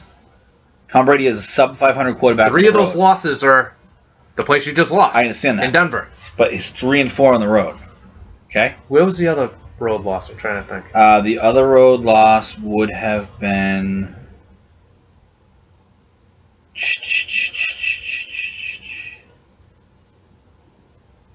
Wow, how am I not thinking of this? Indianapolis. 06, right? So let's just sit here and talk about this as well. And I meant to say this. Again, Brady's now 2-3 against the forehead in the playoffs. 2-3, sub-500 against Peyton Manning. I know that really bothers you. It doesn't bother me, and I'll tell you why. The home team always wins in that series. If Peyton comes to us, we win. If Brady goes to them, we lose. It's that simple. Every game in that Peyton versus Brady in the playoffs, not in the regular season because Brady kind of owns them in general. In the playoffs, whoever goes on the road loses. It's that simple. That's why home field mattered here. If we're at home, that goes, Brady's 3-2 in the playoffs against Peyton, okay? And he's into the Super Bowl. Which brings me to the next thing. And we're going to preview the game with this a little bit, a pre-preview, okay? A prologue to the preview. Bum, bum, bum. Is it better or worse that Brady lost before the Super Bowl? Because they weren't going to beat Carolina. Highly doubt. With that O-line, no. No. So is it better or worse that they lost the AFC Championship game? Tough to say. Does it really matter? Would it work? At this point, I think it helps him that he goes to another one, but some people say, well, then he loses another one, so... Yeah, but he's still 4-3. It also depends on how the game goes. I mean, if they get their doors absolutely blown off and he's terrible, then yeah, I mean, it could hurt a little bit. What if they lost the game 28-24 and played really well? Played well, yeah, you know. Respectable. They're still 4-3 in the Super Bowl. That's the thing, is you can lose a Super Bowl and still play well. Brady was not the reason they lost either the Super Bowl to the Giants. They were leading when he left the field in both of them. Right. He got the ball back each time with no time left. Like, you give Brady another minute in both those games and they win both. You know what the thing is too? Like the second one that they lost to the Giants, before and I know he gave up a safety. Before he split his shoulder. He was. I read 16 completions in a row.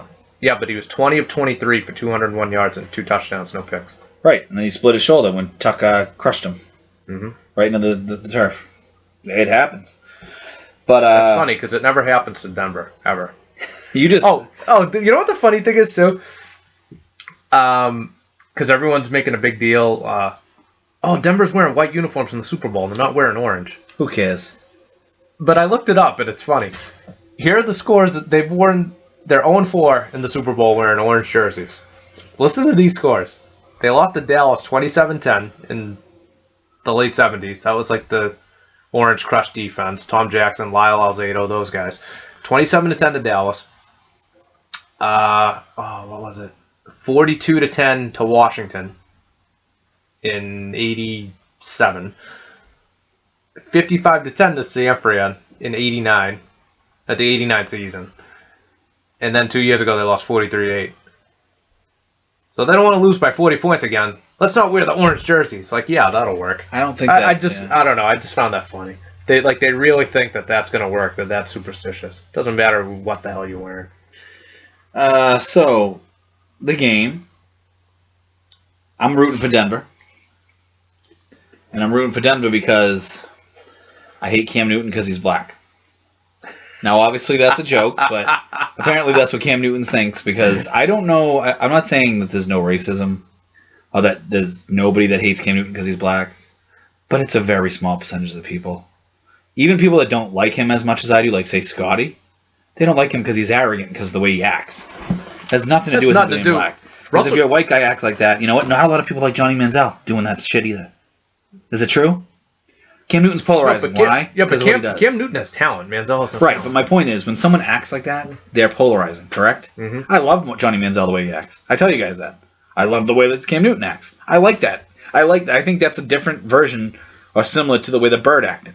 Okay? And there's a reason. This has nothing to do with race. Russell Wilson's black, and like I love Russell Wilson. So do you, yeah. Even though he's probably more white than like either of us. But. Well, no, and that's another thing. Is Cam Newton said that people don't like him because he's the blackest quarterback. What does that mean? I have a problem with that too. Didn't we just have a controversy of them calling what was it? Rob, what's his name? Called RG3 a cornball brother. Like, no. I can't remember who. You can act white or act black because those are not real things, by the way. That's subjective and just conjecture. And be whatever. There's no prove your blackness, prove your whiteness. If I act black but I'm white, no, I'm not acting black. I'm just being me. I'm a different person. Whether I'm more ghetto or more urban or whatever, or you think I'm more hip or whatever, that doesn't make you acting black. Just like if a black guy talks proper and doesn't act like he's from the hood, doesn't make him more white. I don't care what their upbringing was or whatever. You're not black, you're not white because you have to prove it the way you act. You're black or white because that's just your skin, and that still doesn't matter. I got to say something too, and I don't want this to turn into a race war. I agree. I'm going to say at this point, because black people are always saying white people are racist, I'm starting to think over the last, especially decade or so, I think that black people are the ones who are racist against white people. Why can only white people be racist? Like I don't want to completely get into that because I'm gonna say one thing. Systematically, white people can only be racist. But I'm gonna say based on the definition of racism. I don't want to get into it either. And I hate that. I'm just saying systematically. Now, my most hated term is reverse racism. No, racism is racism. Agreed, but technically, there's no such thing as racism against whites on a systematic level, or as reverse racism, because you can only be racist if you're racially oppressing someone, and you can't do that if you're not in power. Now, on an individual level, a black person can hate white people, and that they are a racist, but they can't actually perpetuate racism because they have no power. It's a whole concept I don't want to get into. We're way off topic here, but the whole point continue what you were saying. He was joking, by the way. He's not really rooting for Denver. No, I'm rooting for Carolina because I like Cam. Okay, I love him. He's awesome. I love the way he runs. I love the way he plays. He's that guy that you're in a men's league and you're like, why is this guy so much better than everybody else? Okay? He's that guy, but it's in the NFL. So that's absurd. But this thing that he thinks that people, that he's edgy or people don't like him because he's black, he's the blackest quarterback we've ever seen. No. Russell Wilson was black. Colin Kaepernick was black. They want more or less black than Cam Newton. You know what? Michael Vick was black. Is he blacker than Cam Newton? I don't know. Who the hell judges that? That's ridiculous. But I'm pretty sure Michael Vick wasn't a cornball brother. Okay? All I know is that it's an absurd topic. People are playing with it, like Bomani Jones and Dan Le Batard. I'm sure Jameel Hill's running with it. You know what I mean? Oh, my God. But Jameel Hill was like, whoa, what if Michael Vick, this, that, the other thing? I'm like, that's called Steve Young. Okay? If Michael Vick won some Super Bowls and had a little bit more talent. But the thing is, I don't care what race the quarterback is. I like watching him play. I like that he's brash and abrasive. I like that he's a little over the top. Does he even overdo it sometimes for me? Sure. Maybe he should tone that down a little bit. I mean, the selfies and all the photos and the dabbing in the middle of the games, that's a little crazy. That's what rubs me the wrong way. That's just not him. That's the team. And I'm not saying, like, this isn't me like, oh, I hate Cam Newton. I don't hate Cam Newton. He does things that annoy me. Right, you dislike him compared to me. I like him a lot. I don't even dislike him. I'm just... win with some class. That's all I'm saying. Right, and I forget who said it the other day. Urlacher. He was just like, be more respectful. I think he said act more like Peyton, like show class. Like, yeah, I mean, if you... But the problem is that Cam takes that as, oh, you want me to act more white than black. Right, that's not a white or black thing. Exactly. That's... Being classy isn't white or black. There's classy black people, there's ignorant white people. Like, Ryan... So, like, that means Ryan Leaf acted black? No, he acted like an asshole white person. Same with Johnny Manziel. He's an asshole. You know what? And I kind of like that to some extent. Again, that's the persona that I like. I mean, Johnny Manziel is not the talent Cam Newton is. At least not... He hasn't really had a shot, though. I want to preface that. But the money signs and stuff, that don't bother me. Oh, Pettin was... Yeah, he didn't want drafted a guy and they never gave him a shot. He didn't want to give him the time. That upsets the hell out of me. You got to give the guy at least 2 years to play as a quarterback, maybe 3 to see what he's. He showed flashes, honestly. He did. Even though he did show flashes. He has some talent, but I don't think he has Cam Newton talent. But Cam Newton's also like 6'5", and Manziel's like 5'8". Cam Newton, I mean, he's just a beast. He's huge. He's fast. He can run. He's throwing better than ever. It's only 26. One thing I'm going to say about the Super Bowl, and we'll get into this a lot more in the next 10, 20 minutes. Denver's game plan against Tom Brady was simple. They knew they couldn't run the ball. They pinned their ears back. They rushed all game. They always want someone in the face. And they were at home, so they had silent snap counts. Right. So they knew exactly when it was happening. They just, boom. Wade Phillips, if you're listening to me, if you do that against Carolina, it's not going to work. You're dead. Not going to work. See, if they were playing the Patriots, Belichick would keep him in the pocket. He wouldn't rush him, because he knows that he would just run 35 yards down the field. You beat Cam Newton by making him a pocket passer, which, by the way, and I've been critical of him in the past, he is vastly better as a pocket passer now. That's what I'm saying. He's vastly better. I mean, he's throwing laser beams all over the field. I mean, his receiving core is not even good. I mean, Greg Olsen, he's a really good tight end.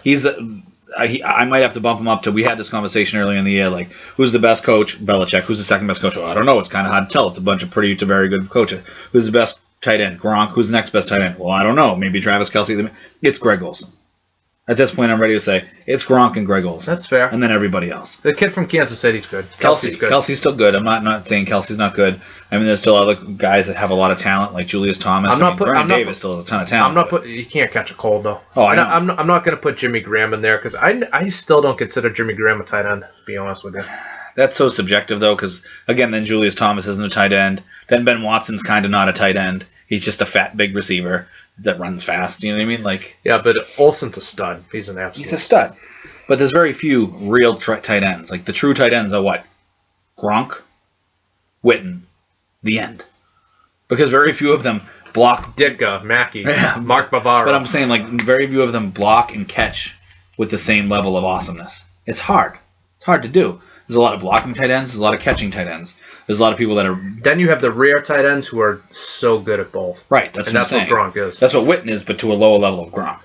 Witten's a very good blocker. Witten's going to the Hall of Fame. Yeah. Look at his numbers. Yeah, we've been over this. He's going...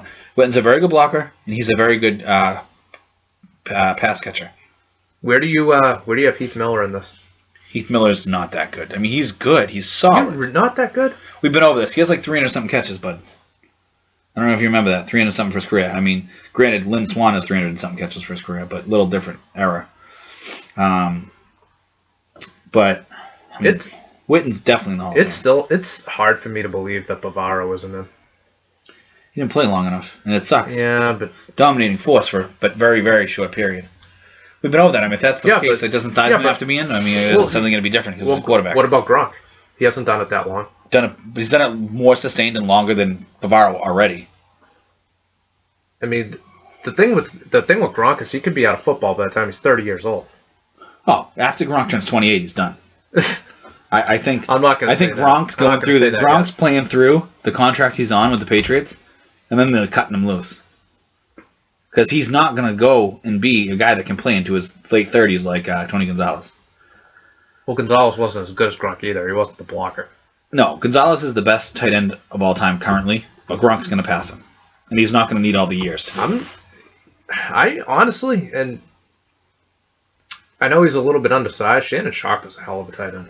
Yeah, he'd probably be the third. Terrible analyst. He'd probably be the third. But he's good, really good tight end. And the funny thing is Shannon Sharp was not as good as his brother Sterling. And I used to love the Packers back then. I mean, I still do. They're my second favorite team. I know you said, well, it's a little kid thing, second favorite team. No. For me, it goes the Patriots and the Packers and everybody else. Injuries kind of cut his I always have a soft spot in my heart for Buffalo, too, especially because they suck and they never won a Super Bowl. I rooted for the Bills in every Super Bowl. So did I. But Well, I hate the Cowboys. Witten is a 10-time Pro Bowler. Yeah. That's absurd. How many catches he got? I think he has around 1,000. Witten has 1,020 receptions. Has he got touchdowns? Got to be north of 70, 60, right? 60. 60? You got to remember, Gronk is an animal people haven't seen. Witten's never had 10 touchdowns in a season. Gronk is an animal people haven't seen again. Gronk is like, oh man, look at that little gopher. Everyone's looking at gophers, and suddenly a T-Rex comes out of nowhere and kills the gopher. That's Gronk on the football field. Yeah, but Witten should be in. He's in. He's got 1,000 catches. He's got 11,000 yards as a tight end. Yeah. He's a 10-time Pro Bowler. I don't know any 10-time Pro Bowlers not in the Hall of Fame. Yeah.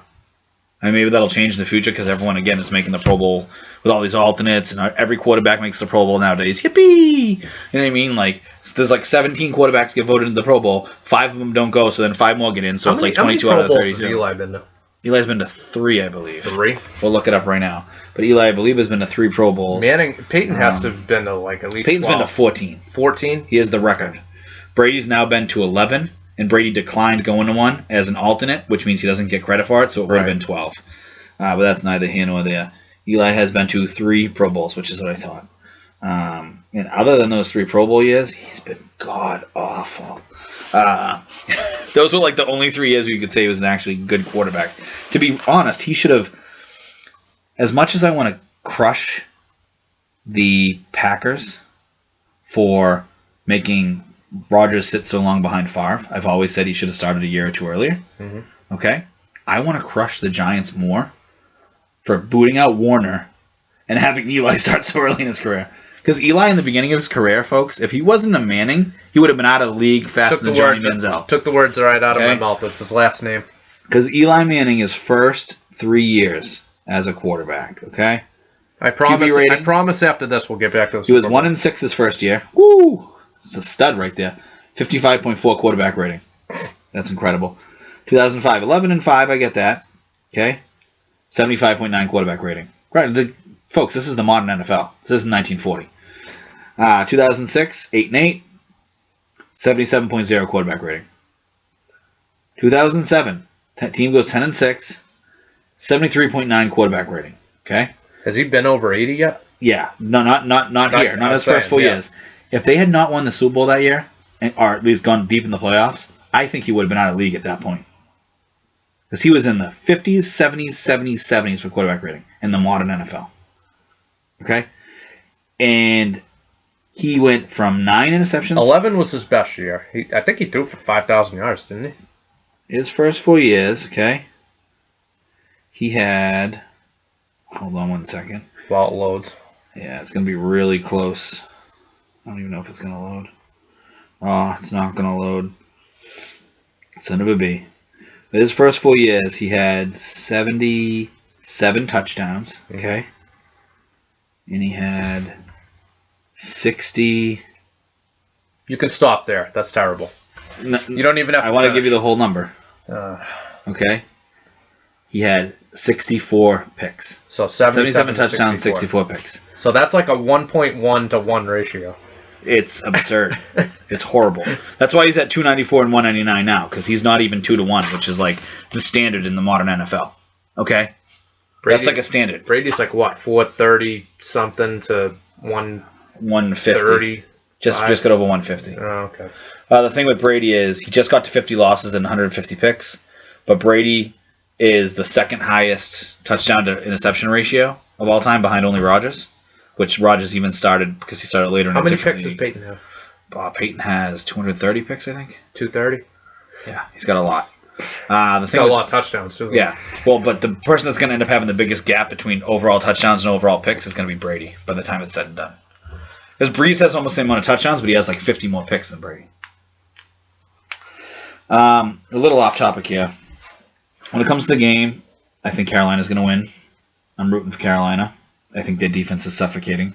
I think that their 2 linebackers are studs.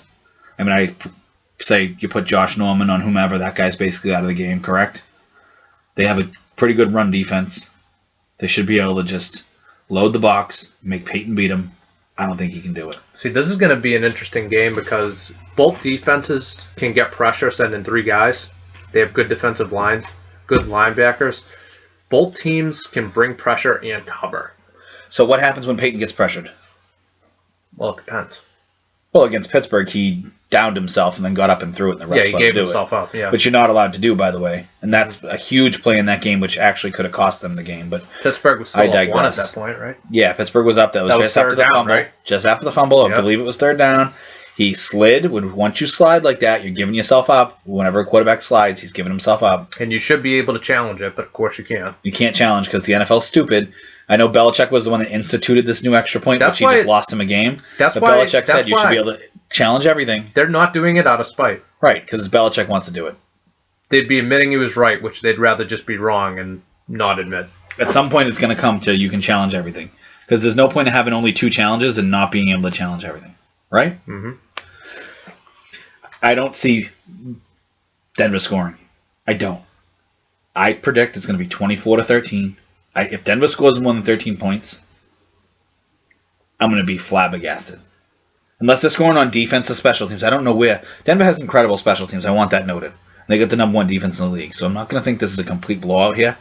But I don't know how the hell in a neutral field where I think Carolina is going to get more supporters than Denver. It's going to be close. Nah, Denver will have more fans. I think it's going to be close, dude. I think a lot of people like Carolina Denver's a better football. They are, but I think Carolina's Carolina's in the South. I hate Denver, but they got good fans. I don't know how Denver's going to score because I see Carolina getting pressure. Can I say something though? Yeah, sure. I think Carolina's going to struggle to move the ball, especially early.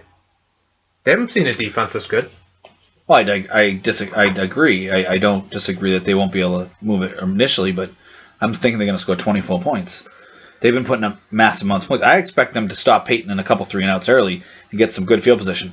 Remember, Carolina can throw the ball and they can run the ball.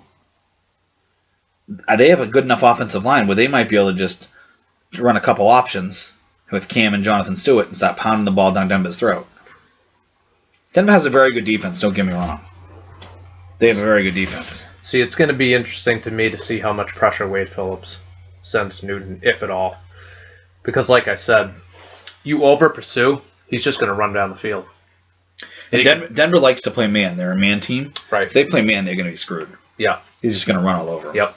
I mean, I think he's going to get about 250 yards passed and 70 yards on the ground. And that should be enough to beat that team. And I don't think Cam's going to just destroy that defense because of how good they are. And Carolina doesn't have an absolutely crazy offense, like weapon-wise. Which is why I think Denver's still got a shot. I don't think Denver doesn't have a shot. I mean, a lot of people, I want people to understand. The line opened up at 3. Right now it's 5.5. So Carolina. So it's trending toward Carolina. Right. But to me, even in what would previously be considered blowouts now are not blowouts anymore because of the way the offense scores. A 10-point win or 11-point win is not really a blowout in football anymore. It could be a game you control the entire time, but 24-13 to me isn't a blowout. That's just a game where one team was a little bit better and could move the ball, where the other team couldn't. I don't think that's a blowout. Like a 5-point, I'm actually surprised Vegas spreads haven't gone up. It's still too hard to predict, but back in the day, people won games 9-6. That doesn't happen anymore. That's why 3 points was a win, and then it was 7 points was a big win, and 10 points was a blowout. 14 points was absurd. No, nowadays winning by 14 points isn't 34-20 isn't an absurd victory. You won by 2 extra touchdowns, but it's not absurd. It's really not. The way offensive score, it's just ridiculous. So, my head is saying Carolina. Okay. But my heart's saying Peyton. No, because he's white. God, not Peyton. No, that should be my head should be telling me no, it's Peyton. No. But I want people to realize that it's great to be good, but it's even better to be lucky. And Denver has been just insanely lucky. They've been insanely lucky, year. But I think at some point the luck runs out. Yeah, but Carolina has also been insanely lucky. When is the last time? Maybe since the 0-1 pass. Maybe that was the last time. Maybe or the 0-7. Carolina's been insanely lucky, which again was why I was so shocked they were 15-1. But look at all the freaky shit that has happened to Denver in their favor in the last 6 months. Okay, They were losing to Baltimore at home the first week of the year. I think Baltimore was up 4 points with a couple minutes left, and Flacco just threw an awful pick, and they returned it for a touchdown. Second week, they're at Kansas City. They're getting blown out. Should have lost that game. Should have lost against Cleveland. Denver should have easily lost 5 more games. Cleveland didn't know how to take 3 knees and kick a field goal, which they probably would have missed anyway because of the Browns. But, like, the loss, the win, this Denver team easily could have been like an 8-8, 9-17, as good as their defense was. Carolina could have lost 5 extra games. You sure about that? Against Philly, against the Giants, against Philly game, against New Orleans. New Orleans. Against Green Bay, they ended up having a really close game. Like, that's the thing. Like, both these teams beat Green Bay, so let's just say that they're good enough to be where they are. But Denver actually Green Bay had an off year though. Agreed, but I know they should have been still in the NFC. I have a question for you. When Tom Brady loses a weapon, how does he do? Goes to the AFC Championship game. Okay. And when he loses one, how does he perform though? Goes to the AFC Championship game. But his stats are usually good if he loses one weapon, right? Okay. Yeah. I mean, he loses weapons all the time in his career. I'm saying one weapon. Not all of his weapons, just one. I understand Jordy Nelson's a great player. He's very good. You think he's a top 10, 5 wide receiver, whatever you list him at? No, not 5, 10. I think like top 10. 15, but fair enough. Aaron Rodgers lost him. And suddenly he's not the same quarterback? That was Aaron Rodgers' worst year since his first year as a starter. It's pretty bad for Aaron Rodgers standards, okay? Aaron Rodgers is like GOAT level performer, don't get me wrong. But I mean, Aaron Rodgers is like the guy that you expect 110 rating every year, okay? That's just what he does. He's Aaron Rodgers. This year, what was he, a 92 or something like that? Yeah. He is, no. That one receiver shouldn't mean that much to you. Especially when in the beginning of the season, when they started 6-0, their defense was playing incredible. And they were doing great moving the ball without Jordan Nelson. Now, granted, they got a running back that's eating himself out of the league. To say he's fat is an understatement. Eddie Lacy? Not Lacy. Eddie Lacy is... I mean, he's probably eating a donut right now. A big pile of donuts. He's probably eating KFC. I don't think he realizes that he's not an offensive lineman yet. Okay? There's some problems with that. Like I'm a big boy, I'm fat, I get that. But I'm sitting here, I'm not working out and playing in the NFL. Like he's gotta cut down. All right, so I want you to count on your fingers for me, write it down with a pen, whatever.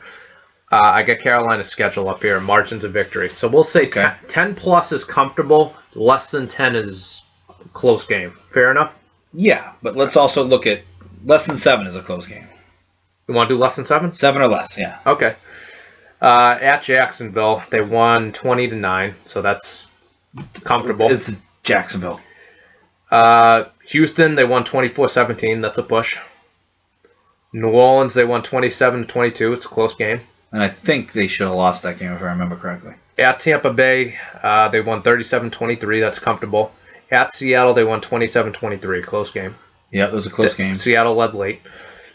Philly, they won 27-16, which is a little deceiving. It looks comfortable, but I remember he threw a few picks in that game. He looked atrocious, Cam did. The defense really stepped up. Sam Bradford was worse. Yes. Well, he's Native American. I mean, I'll stop with the Native American, please. It's absurd to me that he gets to claim that. All right, Indy at home, 29-26 in overtime, and Indy actually could have won that game. I think Luck played that game. Indy actually should have won that game.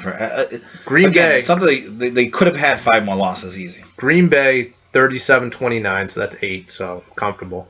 At Tennessee 27-10 is comfortable. This is where they started to get hot. Washington 44-16, comfortable. At Dallas 33-14, comfortable. At New Orleans 41-38. Because I remember the Saints. They could have lost that game. They could have lost to the Giants. Atlanta 38-0. At the Giants 38-35. Giants tied it with like a minute to go. They could have lost that game. At Atlanta they lost. In Tampa Bay 38-10, but that's a throwaway game in week 17 anyway. But there's I think 5 exactly more games that they could have lost. Yeah. Granted, I'm not saying they should have lost all of them, but like if they were 13-3 or 12-4, you still would have been like, well, this team had the easiest schedule in the league, and there was some games that they could have dropped. The schedule thing again, it's not their fault. I understand that, but when you play the easiest schedule in the league, what should you do? You should win 12 plus games. Okay. They play in the worst division. 15. They play in the worst division in football. Okay? Number 1. Number 2, they then got to play the AFC South as the AFC division. Yippee! And number 3, then they got to play the NFC East. One of the other worst divisions in football. If you take Carolina out, okay, you got Tampa Bay, Atlanta, and New Orleans. Suck. Okay? Then you play Houston. And you get to play those teams twice, by the way. Then you play Houston, Indy, Tennessee, and Jacksonville. That should be 4 almost. You should, if you go worse than 3-1 playing that schedule, that's atrocious. You're a bad team. Mm-hmm. Okay?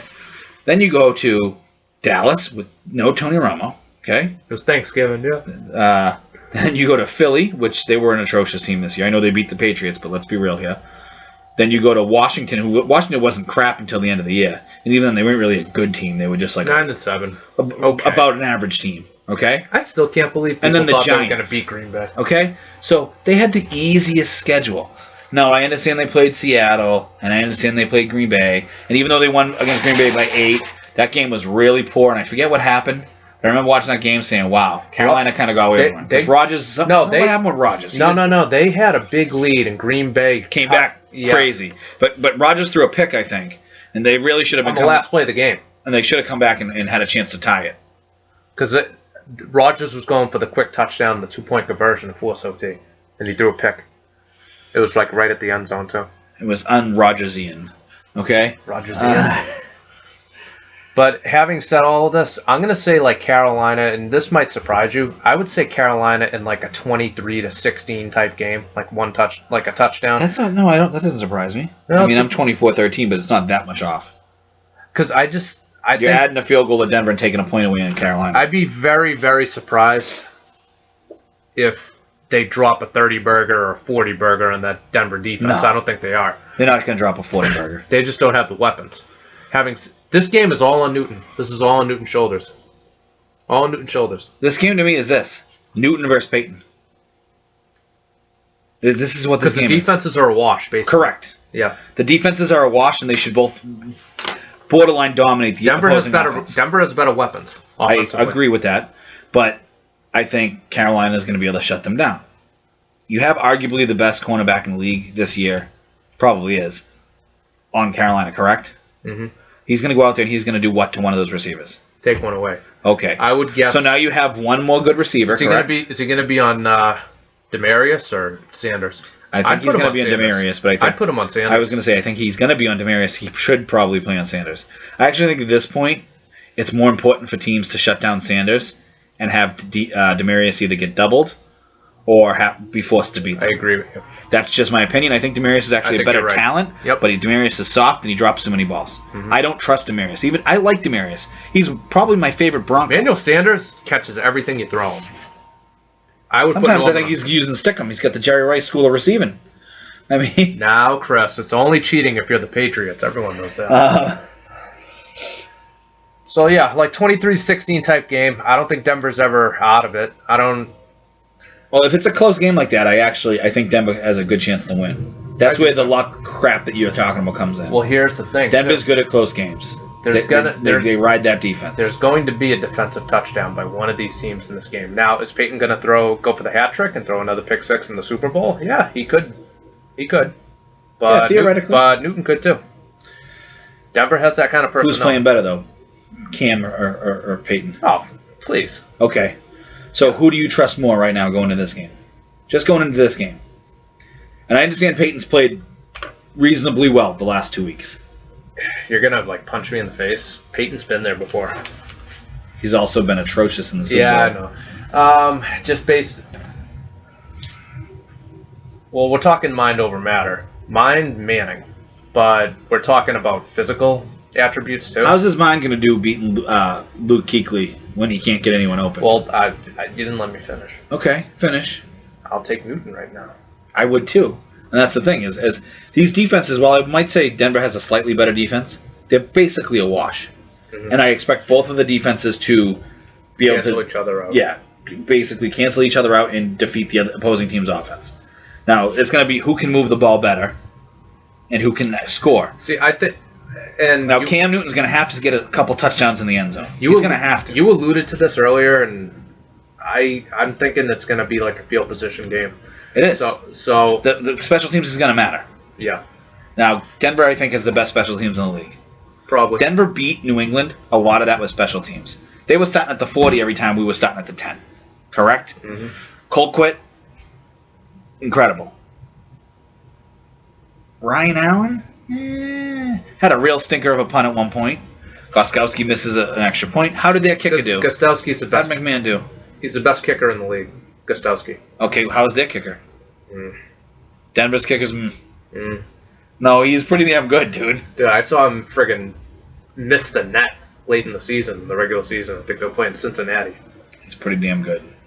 That one wasn't. I don't know his exact numbers. That one wasn't even close. I don't remember his exact numbers. Here's the upright. It was over here. I don't remember his exact numbers, but he didn't miss very many, and he has a huge leg, Scotty. Granted, I know he plays in Denver, but he has a huge leg. I'm pretty sure that your wife could kick a 30-yarder in Denver. Well, sure, and she just had surgery because she had a C-section, but... I still think she could kick a 30 yards. She probably could. It's only 90 feet. McManus's numbers are... Hold on. I know this is crazy that we're looking up kicker numbers, but let's be real here. So he was 30 for 35. Missed 5. I'm not saying he's perfect, Scotty. I'm saying he's good. He had a 57-yarder, a 54-yarder. No, this isn't even all of them. This is just the longest in each game. Okay, he had a 57, a 54, a 52, a 50, a 51, and a 52. So 1, 2, 3, 4, 5, 6 games he kicked over 50-yard field goals. Were those home or road? I'm willing to think that at least 4 of the 6 were in Denver. 2 of them were away. 1 in Oakland and 1 in Kansas City. Okay, but still, he kicked a 54-yarder in Kansas City. That's not impressive? Yeah. He was a very good kicker this year, in my opinion. That's very good, yeah. He's top quadrant, okay, of the kickers. He's in the top 25%. Okay, yeah, that's fine. He's better than Ray Finkel. Agreed. Laces out. By the way, that poor Blair Walsh, the poor Vikings kicker. That's all I could think about. Laces out.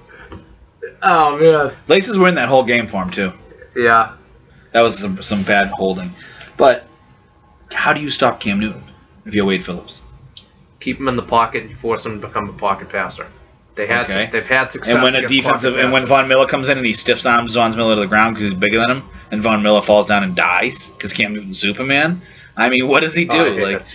I get that, but you can't get him. Again, he's the guy in the men's league that you're playing in, and you go and rush the quarterback, and you can't get the quarterback. And so then he runs around all day and throws a pass eventually. He kind of reminds me a little of Roethlisberger. I think that he's a mix between a Roethlisberger, a McNair, and a Kaepernick. It's very odd. He does the playground type Roethlisberger plays. Like McNair, he seems to be able to take an absurd amount of punishment. I know he gets injured, but he doesn't seem to get injured as much as Ben does. And then like Kaepernick, he can run much better than both McNair and Roethlisberger can. Not that they're not mobile, but they're not as mobile. Ben can run. And McNair can run. Okay. But neither one of them can run like Cam can run. Kaepernick's the best runner out of all of them. He just can't throw in the pocket. But I don't want to get into the Kaepernick thing, but listen, Kaepernick was doing great. Horrible situation. If Kaepernick went to Denver today, put it this way, if Kaepernick was healthy and quarterbacking that Denver team, they'd have a better shot than with Peyton. I'm going to mark that on the calendar. Tyler, did you hear that? Okay. Peyton Manning, I mean, statistically, he was the worst quarterback of any starting quarterback this year. If you want to consider him. He wasn't even a starter the entire year. Let's not act like, oh, Peyton was injured. No, Peyton wasn't injured all year. And Peyton wasn't just being a backup because he was injured. Peyton was a backup because Brock's a better quarterback at this point than Peyton is. They're going with Peyton because of experience and because they're seeing if the old horse can do it one more time. That's it. That wasn't even a Bronco pun, okay? It's just they're going with what they think. The old war horse. Yes. They're just seeing if he can do it one more time before they shoot him in the back, put him up to pasture. Because the Broncos ain't keeping him next year. They're moving on. Peyton's almost assuredly retiring because the Broncos don't want him. And I don't think he wants to go to a third team and chase either a third ring or a ring. They win in 10 days, he's done. I think he's done regardless. Oh, and that was going to be my next question. That goes to me. Even if they lose, you think he's done? Peyton's done regardless, and I want to know what you think a win and loss does to his legacy. I think a loss does nothing. I think a win. You don't think it cripples it even more? No. If he goes out there and puts up another stinker, he would have to. Okay. He'd be 1-3 in Super Bowl, Scotty. If he throws like 5 picks with no touchdowns and is like 10 for 35, then yeah, that's going to hurt. That's actually possible. You know that, right? I'm not trying to pick on Peyton here because, again, I don't dislike Peyton. I'm saying based on his... Like, I would never expect Rodgers to do that. I wouldn't expect Brady to do that. I don't really expect Peyton to do that because he's not Carson Palmer. But after seeing what this Carolina team Carson Palmer might be worse in big games than Manning. Because Peyton's had a lot of stinkers, but he has like a few really good postseason performances sprinkled in there. And that's the thing I've told you. Against great defenses in the playoffs, Peyton has always faltered hardcore. Peyton has dominated crap defenses in the playoffs. Mm-hmm. When he dominated the Kansas City team and that Denver team back in the early 2000s. 03, yeah. And that was because the Colts, Denver, and Kansas City were all the same team back then. All three of them had almost no defense and incredible offenses to start the early 2000s. And then the Colts finally got a good defense. One thing I'll say about Peyton in that Chiefs game, Arrowhead is still Arrowhead. Still a tough place to play. I understand that, but it was two teams that had incredible offenses with no defense. I know. I don't remember that was the game there was no punt, correct? I think Dick Vermeil didn't even cry after that game. But that was the game there was no punt. Yeah. The entire game. They didn't punt the first two games. No, but neither against team punted. Denver. No, I'm saying at Denver and Kansas City. Okay, but in that one game, I'm pretty sure there was no punt for either team. No, it was score. Score. You get it? It was literally like Arena League or like a men's flag league where no one can play defense. Indy's defense was so bad back in those days that I'll never forget. My uncle said, "Oh, beating Indy's easy. You just got to stop them once and you win the game." It's not that off. I mean, back then, but by 05, 06, 07, Denver actually had to have really good defenses.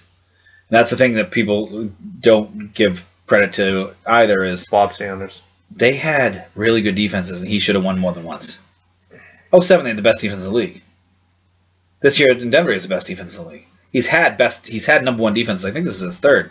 Definitely this is his second, but I think he's his third number one defense. All right, we're going on 2 hours here. I'm sure we're going to talk about this game next week too. But preliminary right now, not anything changing between now and then. I like Carolina. I'll call it 23-16. Let's put it this way. Carolina should win. They're the better all-around team. They should win. Will they? I don't know. Because Denver's defense is going to make it interesting. I still want to see what Denver's defense comes up with for Newton. I think if they send pressure and they over-pursue, they're going to get burned. They're going to get burned badly. So I think that they're going to play back a lot. They're going to play a lot of man. They might double the tight end. They might double. I expect Carolina to run a lot more than New England did. You have to remember, Carolina has a much better offensive line than New England. It's not like they have the greatest offensive line ever. I'm pretty sure St. John's has a better. I think everyone has a better offensive line. I mean, Pop Warner teams are better, and that's why Guguk got fired. But Carolina's going to be able to run the ball much more than New England. I think so. Yeah. And I think if you can run the ball well against Denver's front, especially run at Von Miller, run it where, get them set the edge. Open up the passing game. Yeah, make it so they can't set the edge. You set the edge. You box them off, and you run. You're going to be golden. Well, until next week. I'm sure we'll be talking about Super Bowl 50 again. Maybe we'll even sprinkle in a little bit more, maybe a little basketball hockey, but it's going to be Super Bowl talk. Cam. See you later.